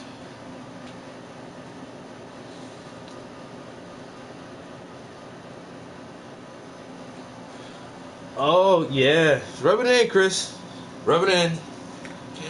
You know, because Trudeau said that Trump's taxes are wrong. And Trudeau said that all of the immigrants that the U.S. doesn't accept, Canada will embrace. And Trudeau said that in October, he's going to legalize marijuana nationwide. And Trudeau, he knows what quantum computing is, and fuck you, Canada. Just rub that shit in. Go ahead, rub it in. Canada's the second nation to legalize marijuana. Groundbreaking. Fuck you, neighbors. This is why Americans hate our fucking neighbors now. God damn it. You know, in some Canadian provinces, it's mandatory to have a shotgun in your house.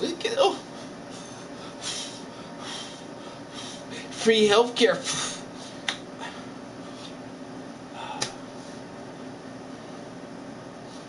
You know what? That's why your fucking winter sucks ass. Move up there. Go ahead. Move to Canada. Go ahead. And freeze your ass off in the wintertime. Eating all that damn Canadian bacon, eh? Damn it. We're gonna legalize weed in October. Fuck, man.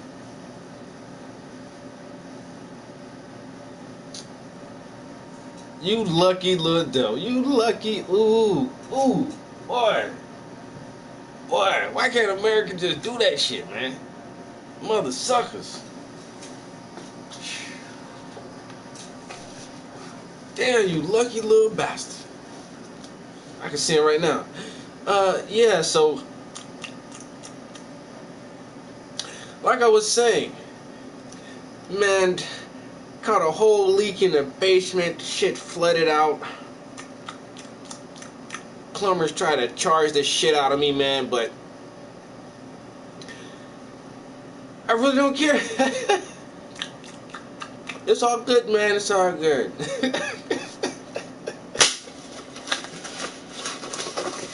Damn.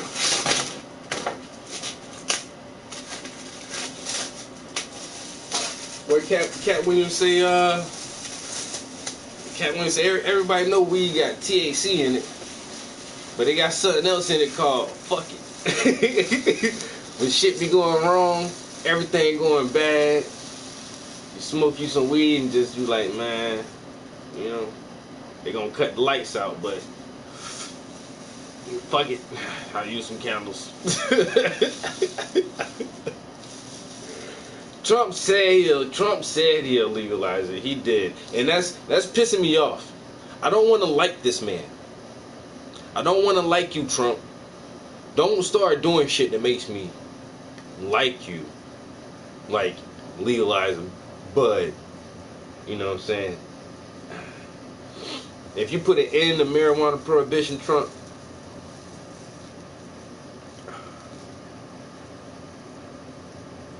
damn it, I would have to listen to what he has to say. This is scary. This is a pivotal moment in American history. This is kind of scary that this dude may reverse one of the most monumental detrimental installments of law which has hurt the black community for goddamn decades. But at the same time, I understand it's a money move, you know what I'm saying? Because everybody who has enough money to invest in this new growing and expanding market, you got to have millions of dollars to really play around with this shit. You know what I'm saying? Me, I ain't gonna go open up no dispensary and make fucking hundreds of thousands of dollars off this shit. I'm gonna just throw my money away, buy it from somebody else. You know what I'm saying? It's weird, like, it's fucked up. That's the only thing I see about it too, is like, motherfuckers been getting locked up since the 80s for this shit, for having doobies and shit. But now, these middle-aged white dudes are gonna fucking bank off of this shit. They gonna bank off of this shit. One of them, I heard a couple years ago, one of the motherfucking top executives from Google, a top executive from Google left Google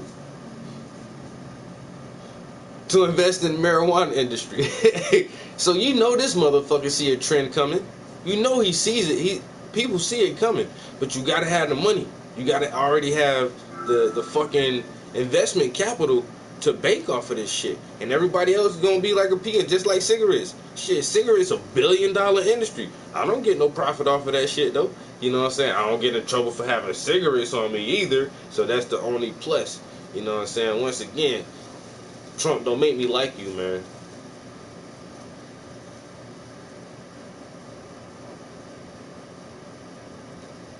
And that's the one thing I wouldn't mind is to grow yourself. And that's what Jersey tried to implement, that saying that you can grow up to 6 plants on your own property. I think you have to like own your property, not if it's a rental property or anything like that. But if you own your own land, you can grow up to 6 plants. You can have up to 1 ounce of plant on you. You can have up to 7 grams of concentrate on you, and you can have up to 16 liters of liquid on you, and you can grow 6 plants on your property. And that's the thing, like, a lot of people say, oh well, everybody's going to be growing weed. Is like, no. Pot is a pretty hardy plant, but it does take some mending and tending to. And everybody can grow tomatoes and cucumbers and peppers, but they don't. It's easier just to go buy it. So, like you said, there's not a lot of places to get it because most people aren't willing to put the time in to farm, basically. You have to become a farmer. You know what I'm saying?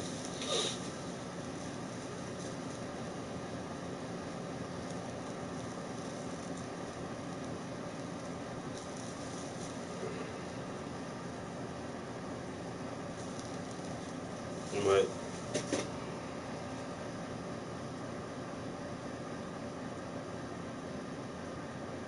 tincture is liquor infused with weed. Whoa. Whoa, my dude. Never heard of that.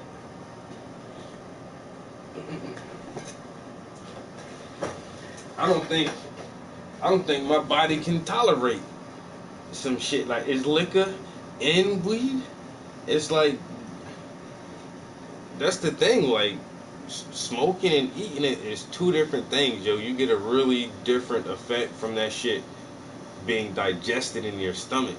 You know what I'm saying? I forgot the precise science behind it, but the way the molecules are broken down by your stomach acids and absorbed through your stomach walls intensifies it more so than actually burning, just burning the leaf and inhaling it, because that's the one thing that, oh, it doesn't cause cancer, it doesn't do this. But the thing I say about that is, by nature, by design, by our body design, we are not designed to inhale any type of smoke.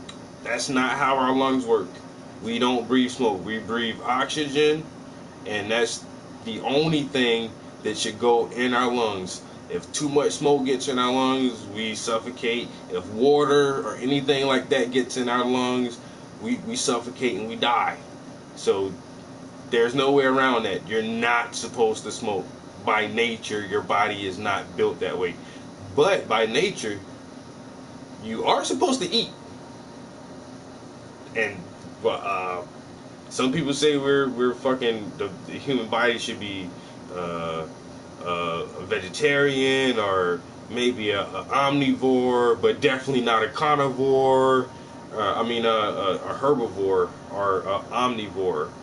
But however it is, like, we're supposed to eat plants and plant matter.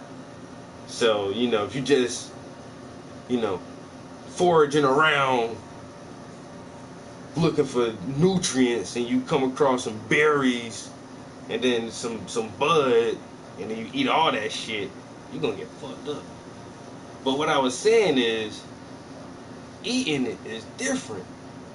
So you're gonna drink liquor with the weed in it? Man, I might die. That sounds strong.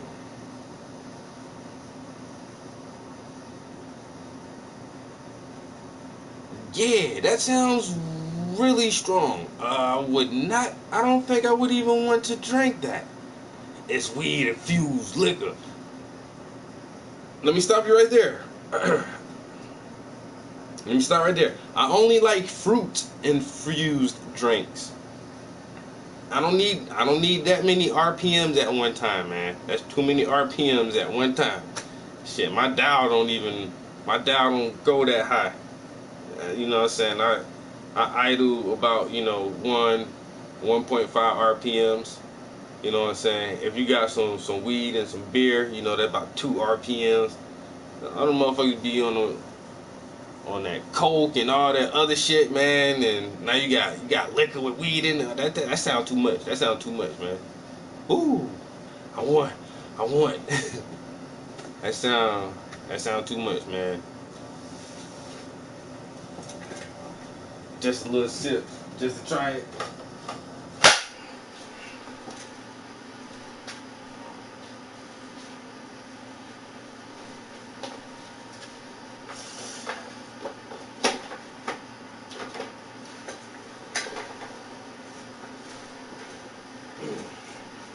I'm gonna have to look that shit up. Weed infused liquor. Now, if it was some weed infused water, I might do that. It's just water, you know what I'm saying? I don't need the alcohol. I could be jogging, out for the morning. Whoo, it's hot out here. Whoo, damn, that's some good ass water. You know what I'm saying? I don't need. Damn, bro, that's too much at one time. Nigga.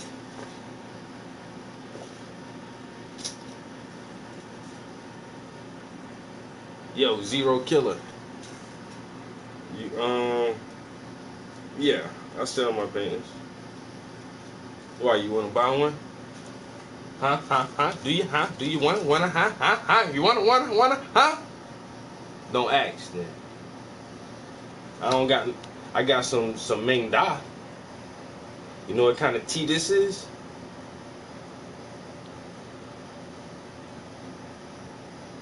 I might actually drink some of this shit this afternoon. Ooh, had me groovy.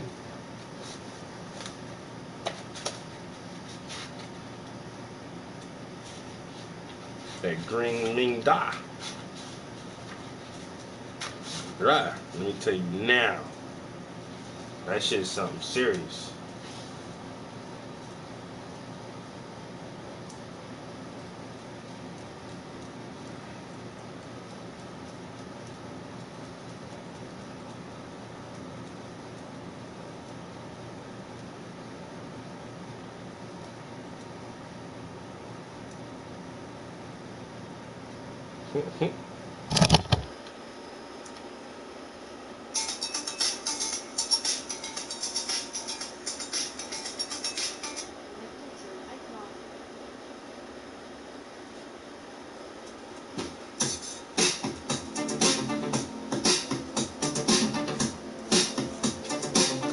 Am I already been here for 2 hours?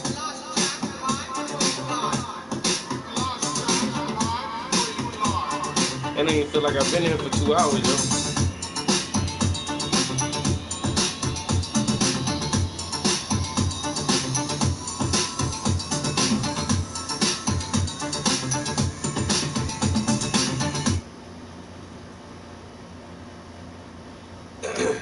I'm gonna have to say Dow Sim because he was the only black dude, you know what I'm saying? Well, no, well, on the original Street Fighter, he was the only brown skinned guy out there. Later on, they brought the boxer in, Balrog, and a couple other motherfuckers, man. But like, I don't know, man. Even as a kid, I just wanted to play as a brown skinned dude. Then he had the necklace made out of skulls, and this motherfucker be doing yoga. But his yoga kill your ass. Yoga fire, yoga flame. And it was like, God damn, dude, what kind of yoga is that? And he can float. This motherfucker had mind powers. You know what I'm saying? Meditation. He'll cross his legs, motherfucker will levitate. You know what I'm saying? Then he can control his body. That bitch arms will stretch out, smack you from across the mat like, bitch. You know what I'm saying? And he was brown. He was brown skinned. You know what I'm saying? Dow Sim. Yoga. What? Man, that motherfucker slide over and fucking kick that leg and stretch out and reach your ass, boy. That shit used to be crazy. I'm not sure yet. That's, bruh, I'm so contemplating. It's so weird. I'm sitting up here trying to decide, like, if I should sketch one of these. I don't know what, I really don't know what to paint, bro. I've been talking about this shit earlier this morning. I'm kind of stuck right now. I want to start something before I finish this other painting, but I'm not really sure. I need some inspiration. I gotta go take a piss real quick. I need some inspiration, man.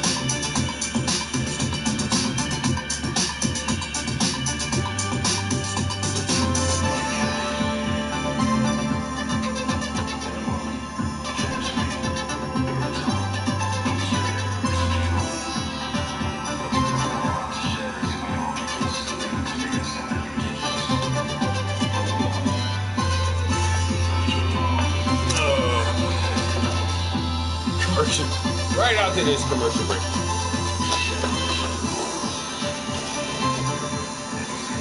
Hyper uppercut, hyper knee. Yo, I gotta say Sagat was my next favorite, yo. But goddamn, do I still have that shit on fucking VHS? And if you watch Street Fighter 2, the animated movie, the first fucking scene is Ryu fighting Sagat at night and it's raining. And fucking Ryu does this goddamn that tornado punch and he fucking hits Sagat with that tornado punch and twist on his ass, and that's how he got that fucking scar on his chest, yo. Fei Long, fucking weak ass Bruce Lee knockoff.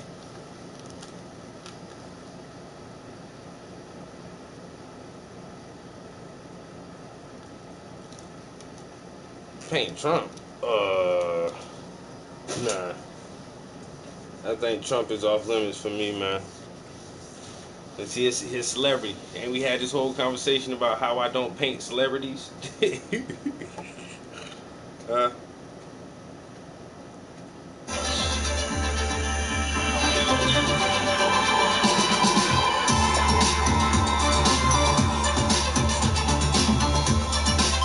Might want to paint one of the naked girls, man.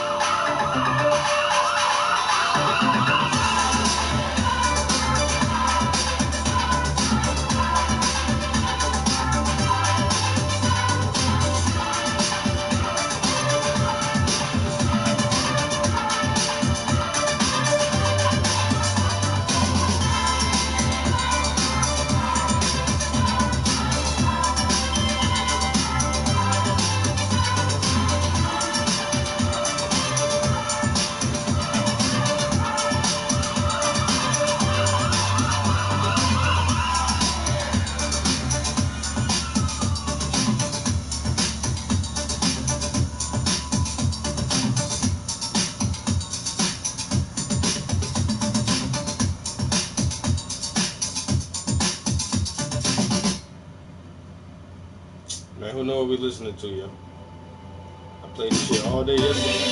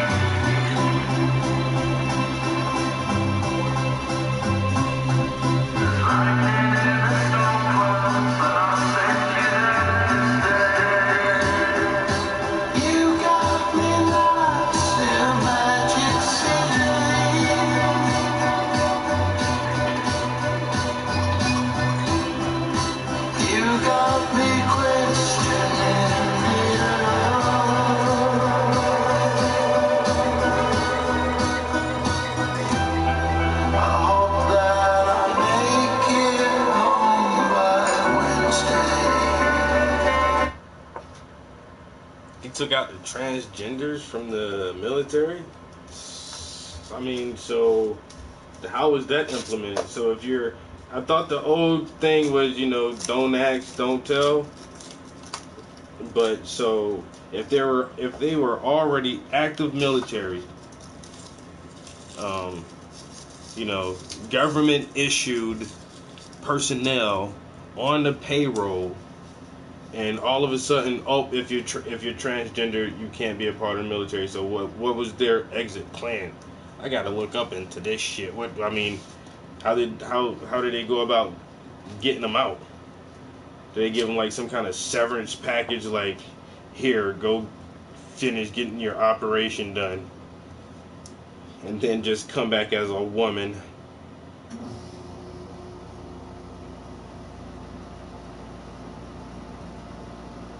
That's I don't know. I don't know. That's I didn't hear that.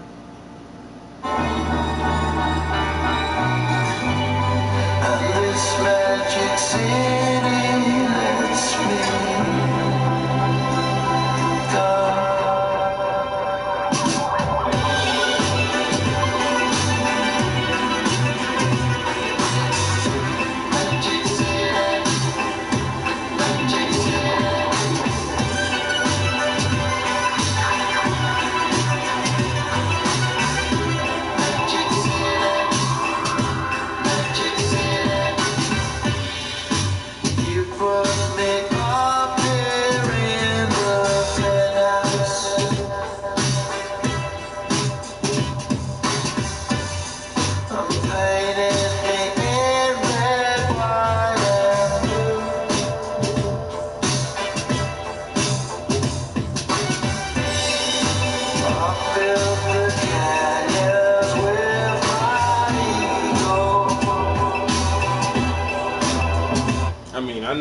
I never said I agreed or disagreed with it.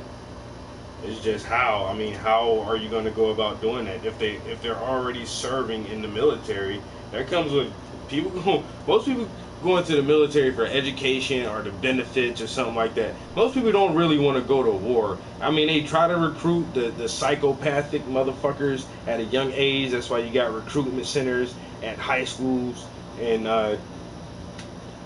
giving these kids these psychological tests to see which ones would be most likely able to kill a man and still sleep well at night. And those are the type of people they need in their military, because that's essentially what, if you're going to be a grunt on the front lines going to see combat, that's what they need. They need someone whose mindset is not going to fracture or crack because, oh, I just killed a little kid. They need you to kill people and still be able to sleep at night. You know, that's some psychotic shit. But most people go just for, let's say, education or benefits or some other shit, man. But I don't know. How do you get them out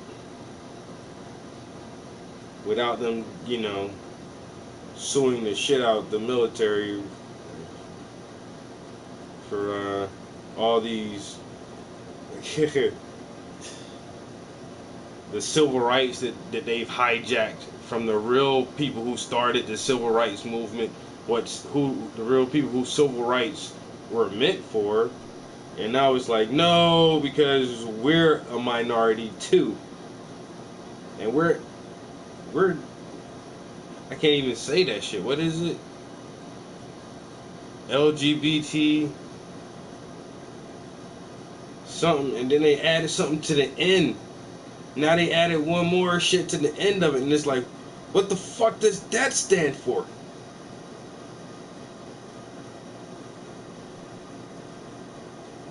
What does that mean? What is that?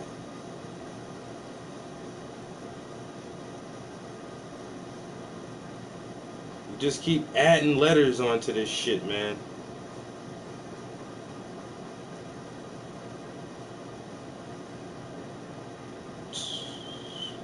Fuck that. And no, they shouldn't be able to go to the same bathroom. Man, look. I don't care who you fuck or who you let fuck you. It don't bother me. You know what I'm saying? Cause that I'm not doing it. You know what I'm saying? That it doesn't have any real bearing on my life. You know, like, but if you a boy, you a boy. If you was born a boy, I don't give a fuck if you chop your damn ding off and you get implants.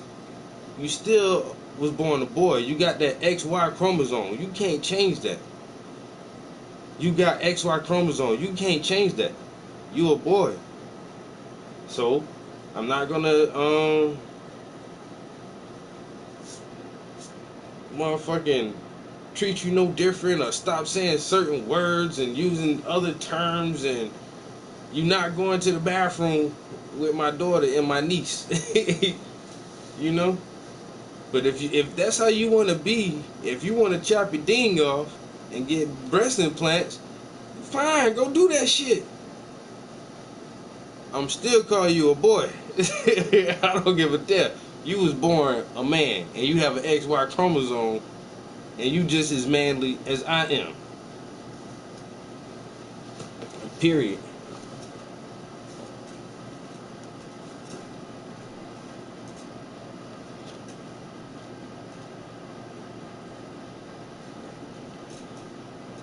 Yeah, Obama, man, Obama, like, dude, get the fuck out of here. What did he really do? For who? He gave y'all the Obama phones. He gave y'all some free phones. He extended unemployment benefits. Come on, bruh. Come on. If that was the real first black president, bruh, we would have had reparations debates on the table weekly. Weekly. That's why they can't let no real black man ever sit in that seat. And it was just like the perfect timing. He was the perfect candidate. We were coming right behind like Bush Jr. with all that bullshit he stirred up with 9/11. You know what I'm saying? So the country was about to revolt. So they needed some shit to like calm everybody down. And Obama was just that man, like hope, change, see people, forget about 9/11. Look, man, we're not a racist country anymore. Shit is getting better. And he just kind of smooth talked his way through like 8 fucking years of this shit, yo. 8 years. Fast and the Furious, the Benghazi shit, the Guantanamo Bay shit, countless other shit, man. Like, come on, dude.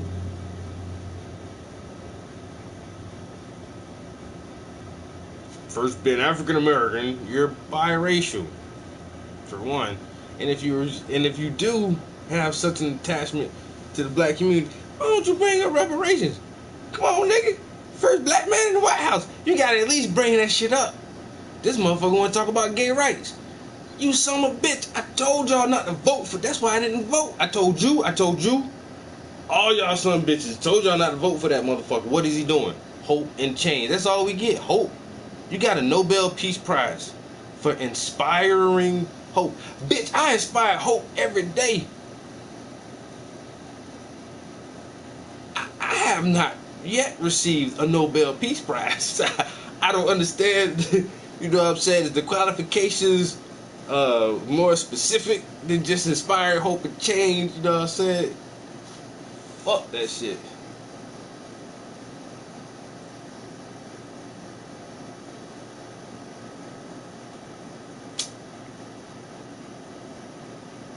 Man, her email scandal and her just being a fucking part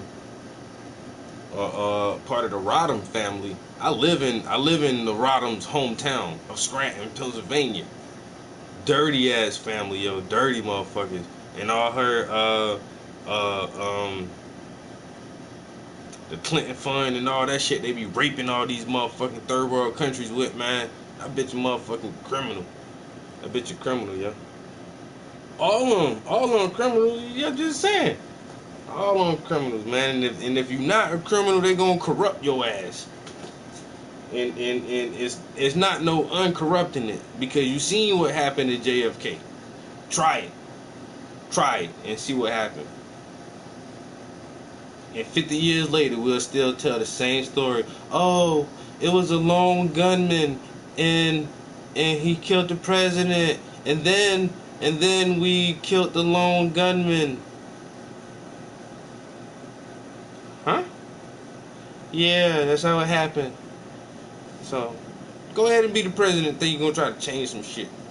You think Trump? The one thing that'll make me think Trump is a real motherfucker is if somebody take a shot at his ass. Somebody shot at Reagan. I think Reagan was up to some shit. You know what I'm saying? Motherfucker took a shot at Reagan.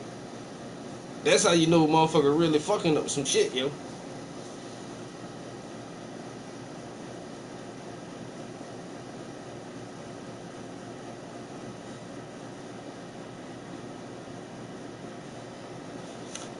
But that's on our own self, yo. That's the one thing I say about the black show. We don't fucking organize. Like, every culture has their little niche. The Asians have their fucking restaurants. The Chinese and the Thai restaurants. And you know what I'm saying? They come from Thailand. Come here, open up a Thai restaurant. Come from Japan. Come here, open up a Japanese restaurant. The Indians, they come here from, they come from the Middle East. Oil Nation, they come here, they get all the gas stations. The Habibs they own the gas station. You know what I'm saying? That's their little niche. It's like, what the fuck, man? Like, black people can't find our own niche when we use more motherfucking goddamn weave and hair products than anybody else. Man, we should run that goddamn industry. But we don't. Look at the athletes. For real. They could be a black league right now in baseball and football. Imagine if all the niggas left basketball and said, shit, we about to go play our own league. Y'all can come if y'all want, but we gonna start this shit and we gonna run it and maintain it. Y'all can come if y'all want. Man, that'd shut down the fucking NBA. It wouldn't shut down the NBA. It wouldn't. It really wouldn't. It'd make the NBA a lot less enjoyable. You know what I'm saying? But that's the only thing. Like, other ethnic groups are respected because they are unified amongst themselves. They work in a coherent manner, and then as a group, they interact with other groups of society. So Jews have a certain way about them, you know what I'm saying? And the Arabs and the Indians and even some Africans have certain things about their community that you understand and how they organize and work together. You can even go into big cities and see how Puerto Ricans organize. Like nothing, nigga, like it's nothing. Like, yo, the Ricans be having they shit going. You know what I'm saying? But some reason, like, niggas cannot figure this shit out. Like, help each other. Support each other. You know what I'm saying? Promote each other and help uplift each other and stop dragging each other down. And we can own, our own neighborhoods. You know what I'm saying? Why don't all these black churches buy somebody a house every 3 years? Every 3 or 4 years, church, you need to put $15,000, $20,000 down towards a house for one of your goddamn congregation members. Something like that. Start motherfucking our own Habitat for Humanity program where motherfuckers come together and build a house. The Amish do it. You know what I'm saying? Or pool monies together each month. But motherfuckers don't know how to organize, man. It's the weirdest shit. It's the one flaw I see in my people that's still the remnant from slavery. That is our inability to organize is the subconscious Willie Lynch syndrome that has still had this trickle down effect through all these fucking generations. All these generations, that shit is still kind of there, where, we don't really trust each other. We still look at each other in our own groups by skin color. If a nigga is black as hell, or if she's too light skinned, and it's still there. That shit is still there, and that's a part of our slave mentality that's so hard to erase. And until we can get over that hump, get over that hurdle, and actually organize amongst ourselves until we can have, 15 or 20 Black Wall Streets scattered around the United States. Because when you go to major cities, you got a Chinatown, you got a little Italy and all this shit. Until you can go to major cities and there's a Black Wall Street and recognize that it's a Black Wall Street, then we'll get more respect from other communities on a larger scale,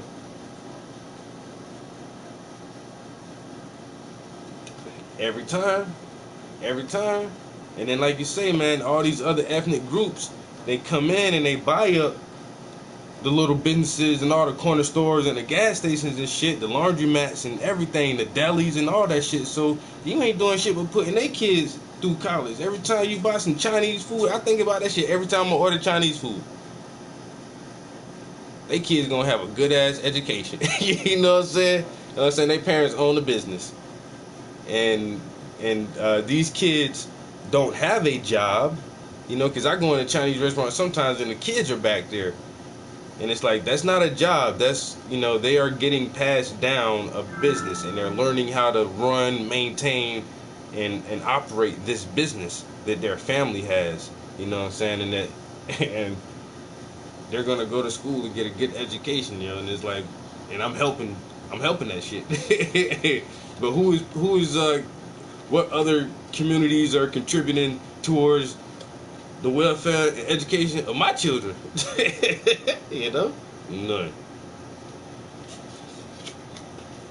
None. So that's why, the same way I talk all the time, I never talk to my child like he's a child. Never have. I never will. You gonna understand this shit from day one, buddy. We gotta get it in quick, bro. Hey, life is long. I gotta give you the crash course before you 18. You gonna hopefully know as much as I've learned in my later years. You know what I'm saying? Go ahead and hit you with this crash course right now, cause the shit ain't easy, bro.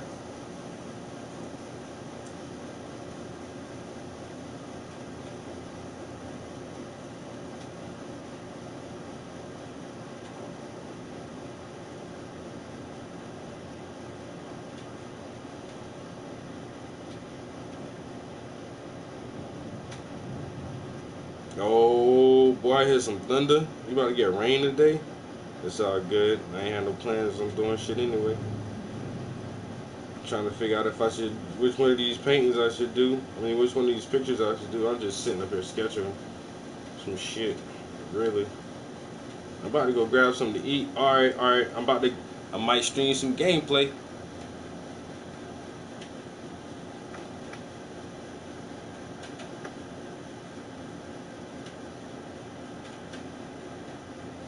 And that's what and once again, bro, we spend so much money in the cosmetic industry. Like, we should run that shit. Why isn't there like some major black family that owns like, synthetic hair making or some shit like that? And then on top of that, like, we need to get out of that shit anyway. Like, it's weird. I remember who did that test. They was taking a bag of black people hair around to different hair places trying to sell it. And it's like, oh, nobody wants that type of hair. That hair's not desirable. Everybody wants straight European hair. Nobody wants black people hair. And it was like, what the fuck, yo? They just told you straight up, like, that shit is undesirable. Happy 4th. Happy 4th. What up, man? I'm about to get my ass out of here. Oh, I was gonna say, yeah, I'm bored. I ain't doing shit today, man. I ain't even really work on no art today. I just put some wires on the back of those canvases. I'm trying to decide if I'm gonna do one of these pictures. But I think I'm about to go grab some lunch, right? I'm gonna play a game. I'm gonna stream my gameplay. I only been playing 2 games lately. I've been playing.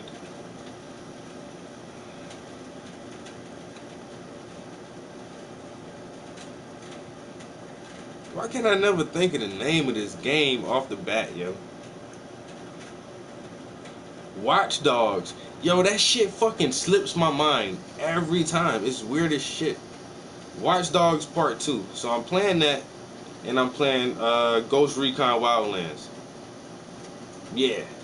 So which one of those y'all want to see me play, yo? I'm about to go downstairs. It's hot as hell in here. I swear this AC don't be doing no justice for me no more, man.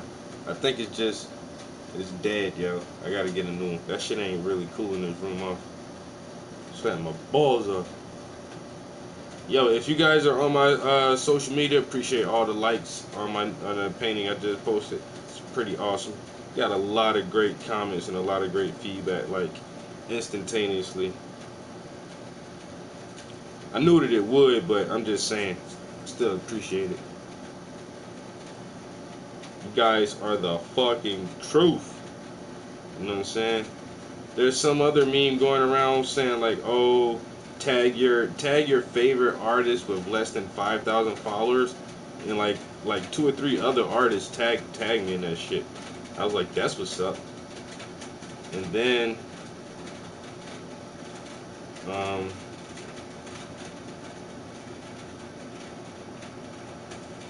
somebody else said some other cool shit. Oh, just a few people just shared that post on Facebook, and another really talented artist I know. He does acrylics, and his digital paintings are fucking dope as shit, like on some Grand Theft Auto shit. But he shared my painting. He was like, "Oh, my favorite oil painter." I was like, "Yo, that's a big ass compliment." Cause my man, yo, his art is fucking sick as shit, yo. Word up. And for him to say I'm one of his favorite artists, that shit was like a real big compliment.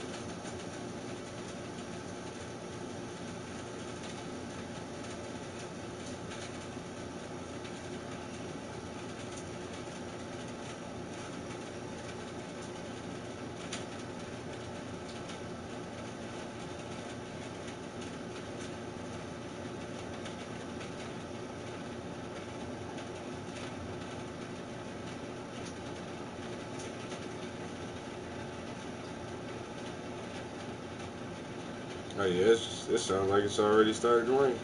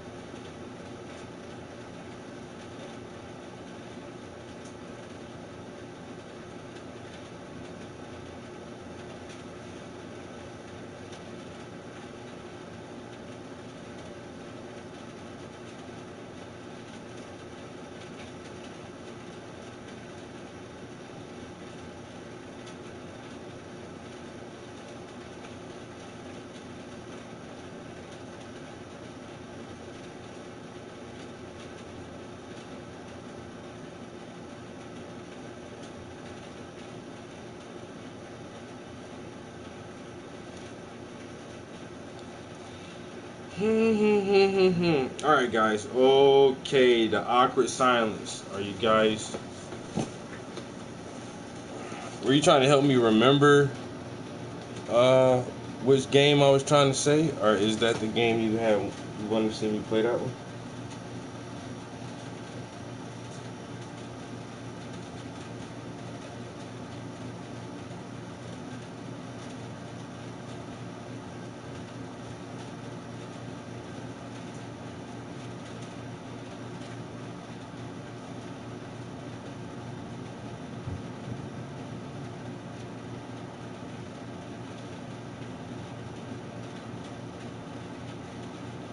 And Watch Dogs be getting good, man. Especially, I don't know. It's like just a stealth. It's like a stealth game, yo. You gotta be breaking into all these fucking Bloom development buildings, man. All this high ass security, and you gotta hack some shit. Guards looking for you and shit, man.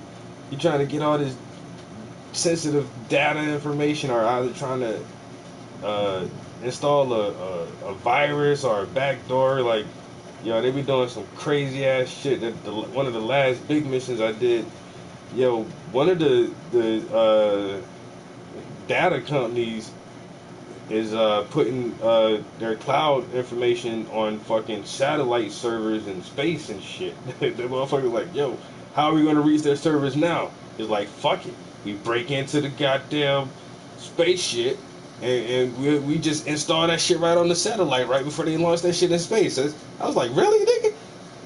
Y'all about to fucking hack a satellite rocket? I was like, yo, they be doing some crazy ass shit at that Watch Dogs, yo. That shit was wild.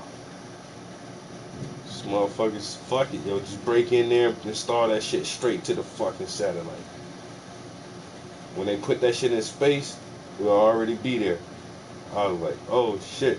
Oh yeah, and then on that shit, yeah, when you got this shit on the space satellite, you got them man, you can see the whole fucking earth from that shit. And Watch Dogs made sure that in their depiction of the earth, it was a globe and not flat.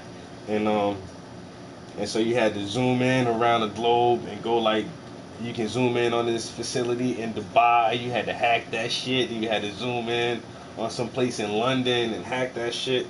I was like, man, that shit be getting crazy.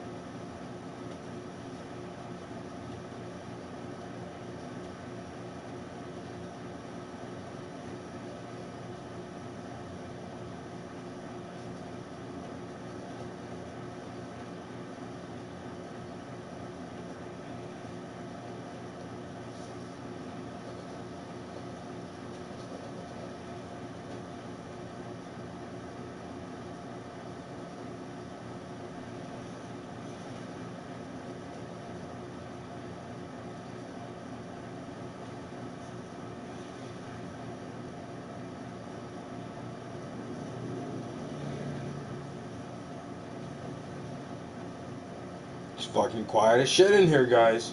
I'm hungry, man. All right, I'm about to stop for real this time. I ain't lying this time, guys.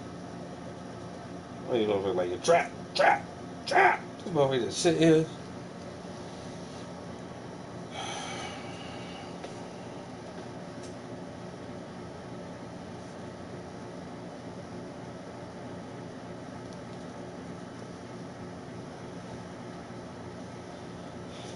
That's why I never finished this painting, man. Somebody's like, why are you painting Hillary Clinton? And somebody said, whose mom is that? Our grandma. And he told me, yo, that shit look like G. Washington.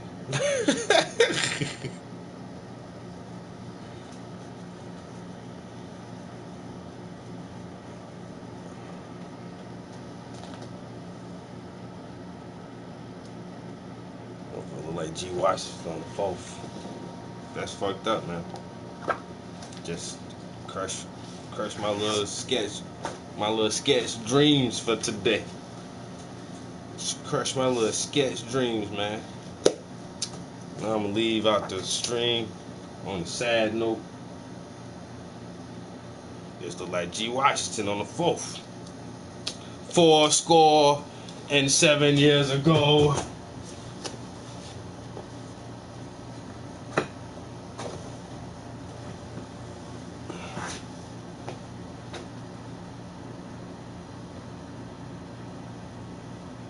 put that big 10-gallon hat on that shit.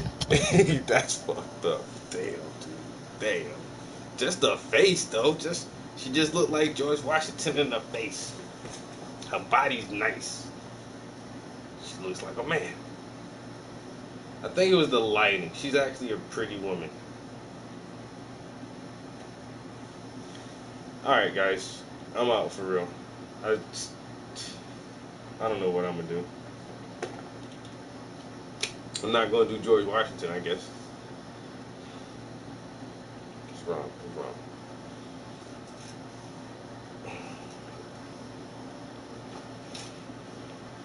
On the 4th, we getting rained out up here. What y'all doing?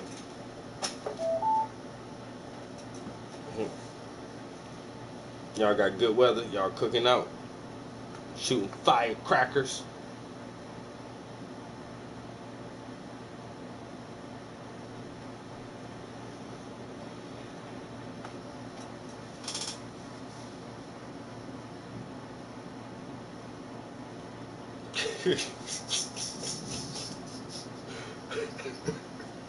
I knew a girl like that once. Banging body with the GW face, man. You know what I'm saying? Like Chelsea Clinton.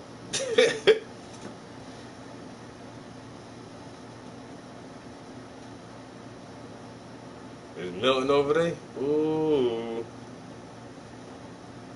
Got that heat. That's that stay your ass in the house weather. That's that go to your friend's house who has central AC weather.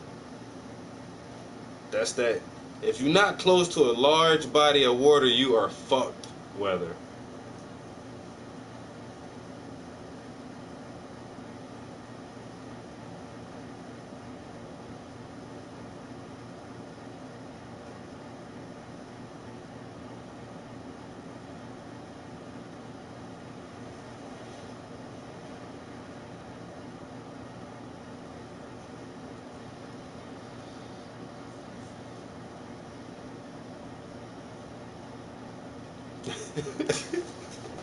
America!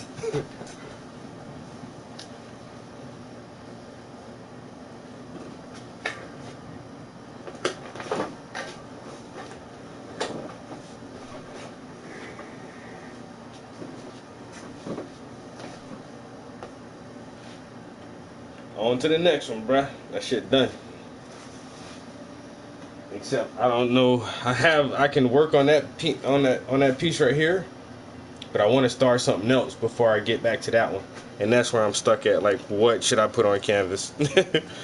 I was literally sitting here for almost 3 hours, and I got some stuff done, but I still didn't come up with my next idea yet. I even put a blank canvas on there, and it's like, I guess I'm just gonna have to like put whatever on there. Fuck it. You know, it's gonna be what it's gonna be, dude, and that's it. I did a little sketch, but it's still like, we'll see. I don't know if I want to do the one girl with clothes on or do the one naked girl. It's gonna be one of those, I guess. Oh yeah, she finished. Yeah. That's that's a wrap.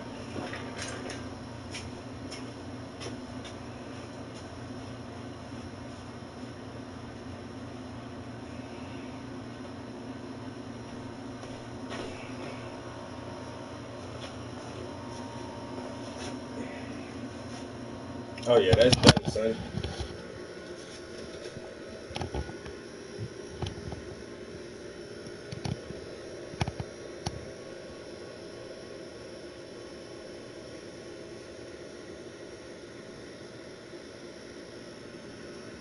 Well, they didn't necessarily. They didn't say that they were going to let me do that yet.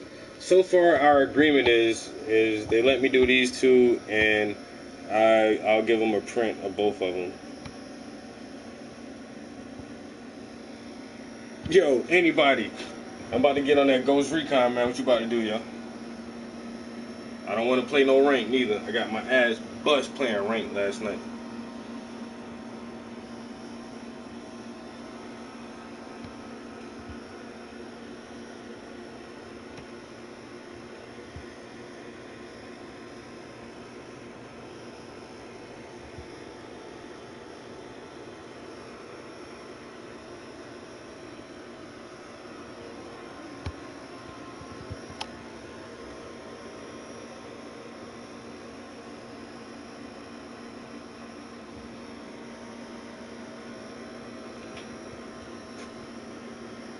I don't know if you're talking about we or social media right now, bruh. This dude say he going pro on H1Z1. Get the fuck out of here, man. Come on. Oh, not you too. They done got you too. Damn. H1Z1, bro. Oh my god. Man, it's a free game. Gosh.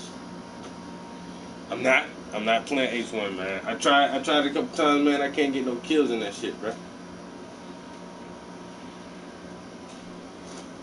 It's weird. Nobody don't kill nobody to the last part of the map when everybody in the last circle.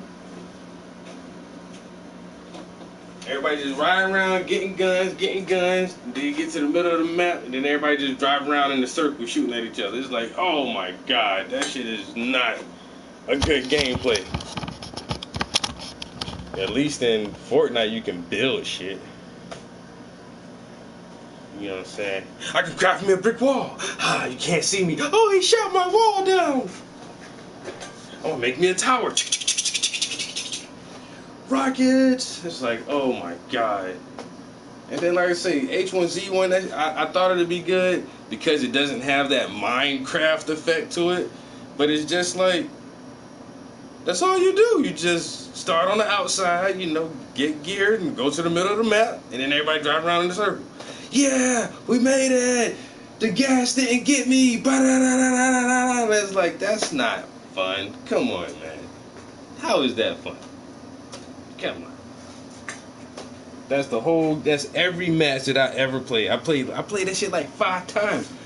I'm trying to be stealthy. I'm trying to, man, none of that shit don't matter. You better get your ass in a vehicle and drive to the last safe zone. That's the only thing that counts. Then you got a cop car, a pickup truck, and 2 dudes on quads. You're like, really? H1Z1? They're like, nah. I'll pass. I'm good. I'm okay on that one. Going pro. I'm going pro, dog. Nah. I gotta camp some kind of way. 160 wins. Damn, dude. I be going in there with the 5-on-5. Or, well, you know, with the 5 squad or whatever, yo. Just so I'm not by myself. You know, I can see my other little homies running around on the map. That's the only game mode I ever played so far. And I have yet to get 1 kill. I have not killed 1 person. On H, I played that shit like 10 rounds. And have not killed 1 person. It's annoying.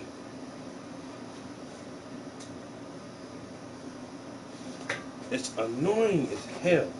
I'm not playing it no more. I'm not playing that no more, man. I'm about to go play some Watch Dogs. Hack me some servers. Appreciate everybody chilling with me, man. This morning. What time is it? Is it still early? Almost 1 o'clock. There is a good chance I'll be back in here later this afternoon. But until then, I'm about to go grab me something to eat and play some video games. I'm gonna stream my gameplay, so if y'all are bored on the 4th like me and ain't really got shit else to do, I'm just play some games for a couple hours, man. I'll catch you downstairs, and if not, peace until next time.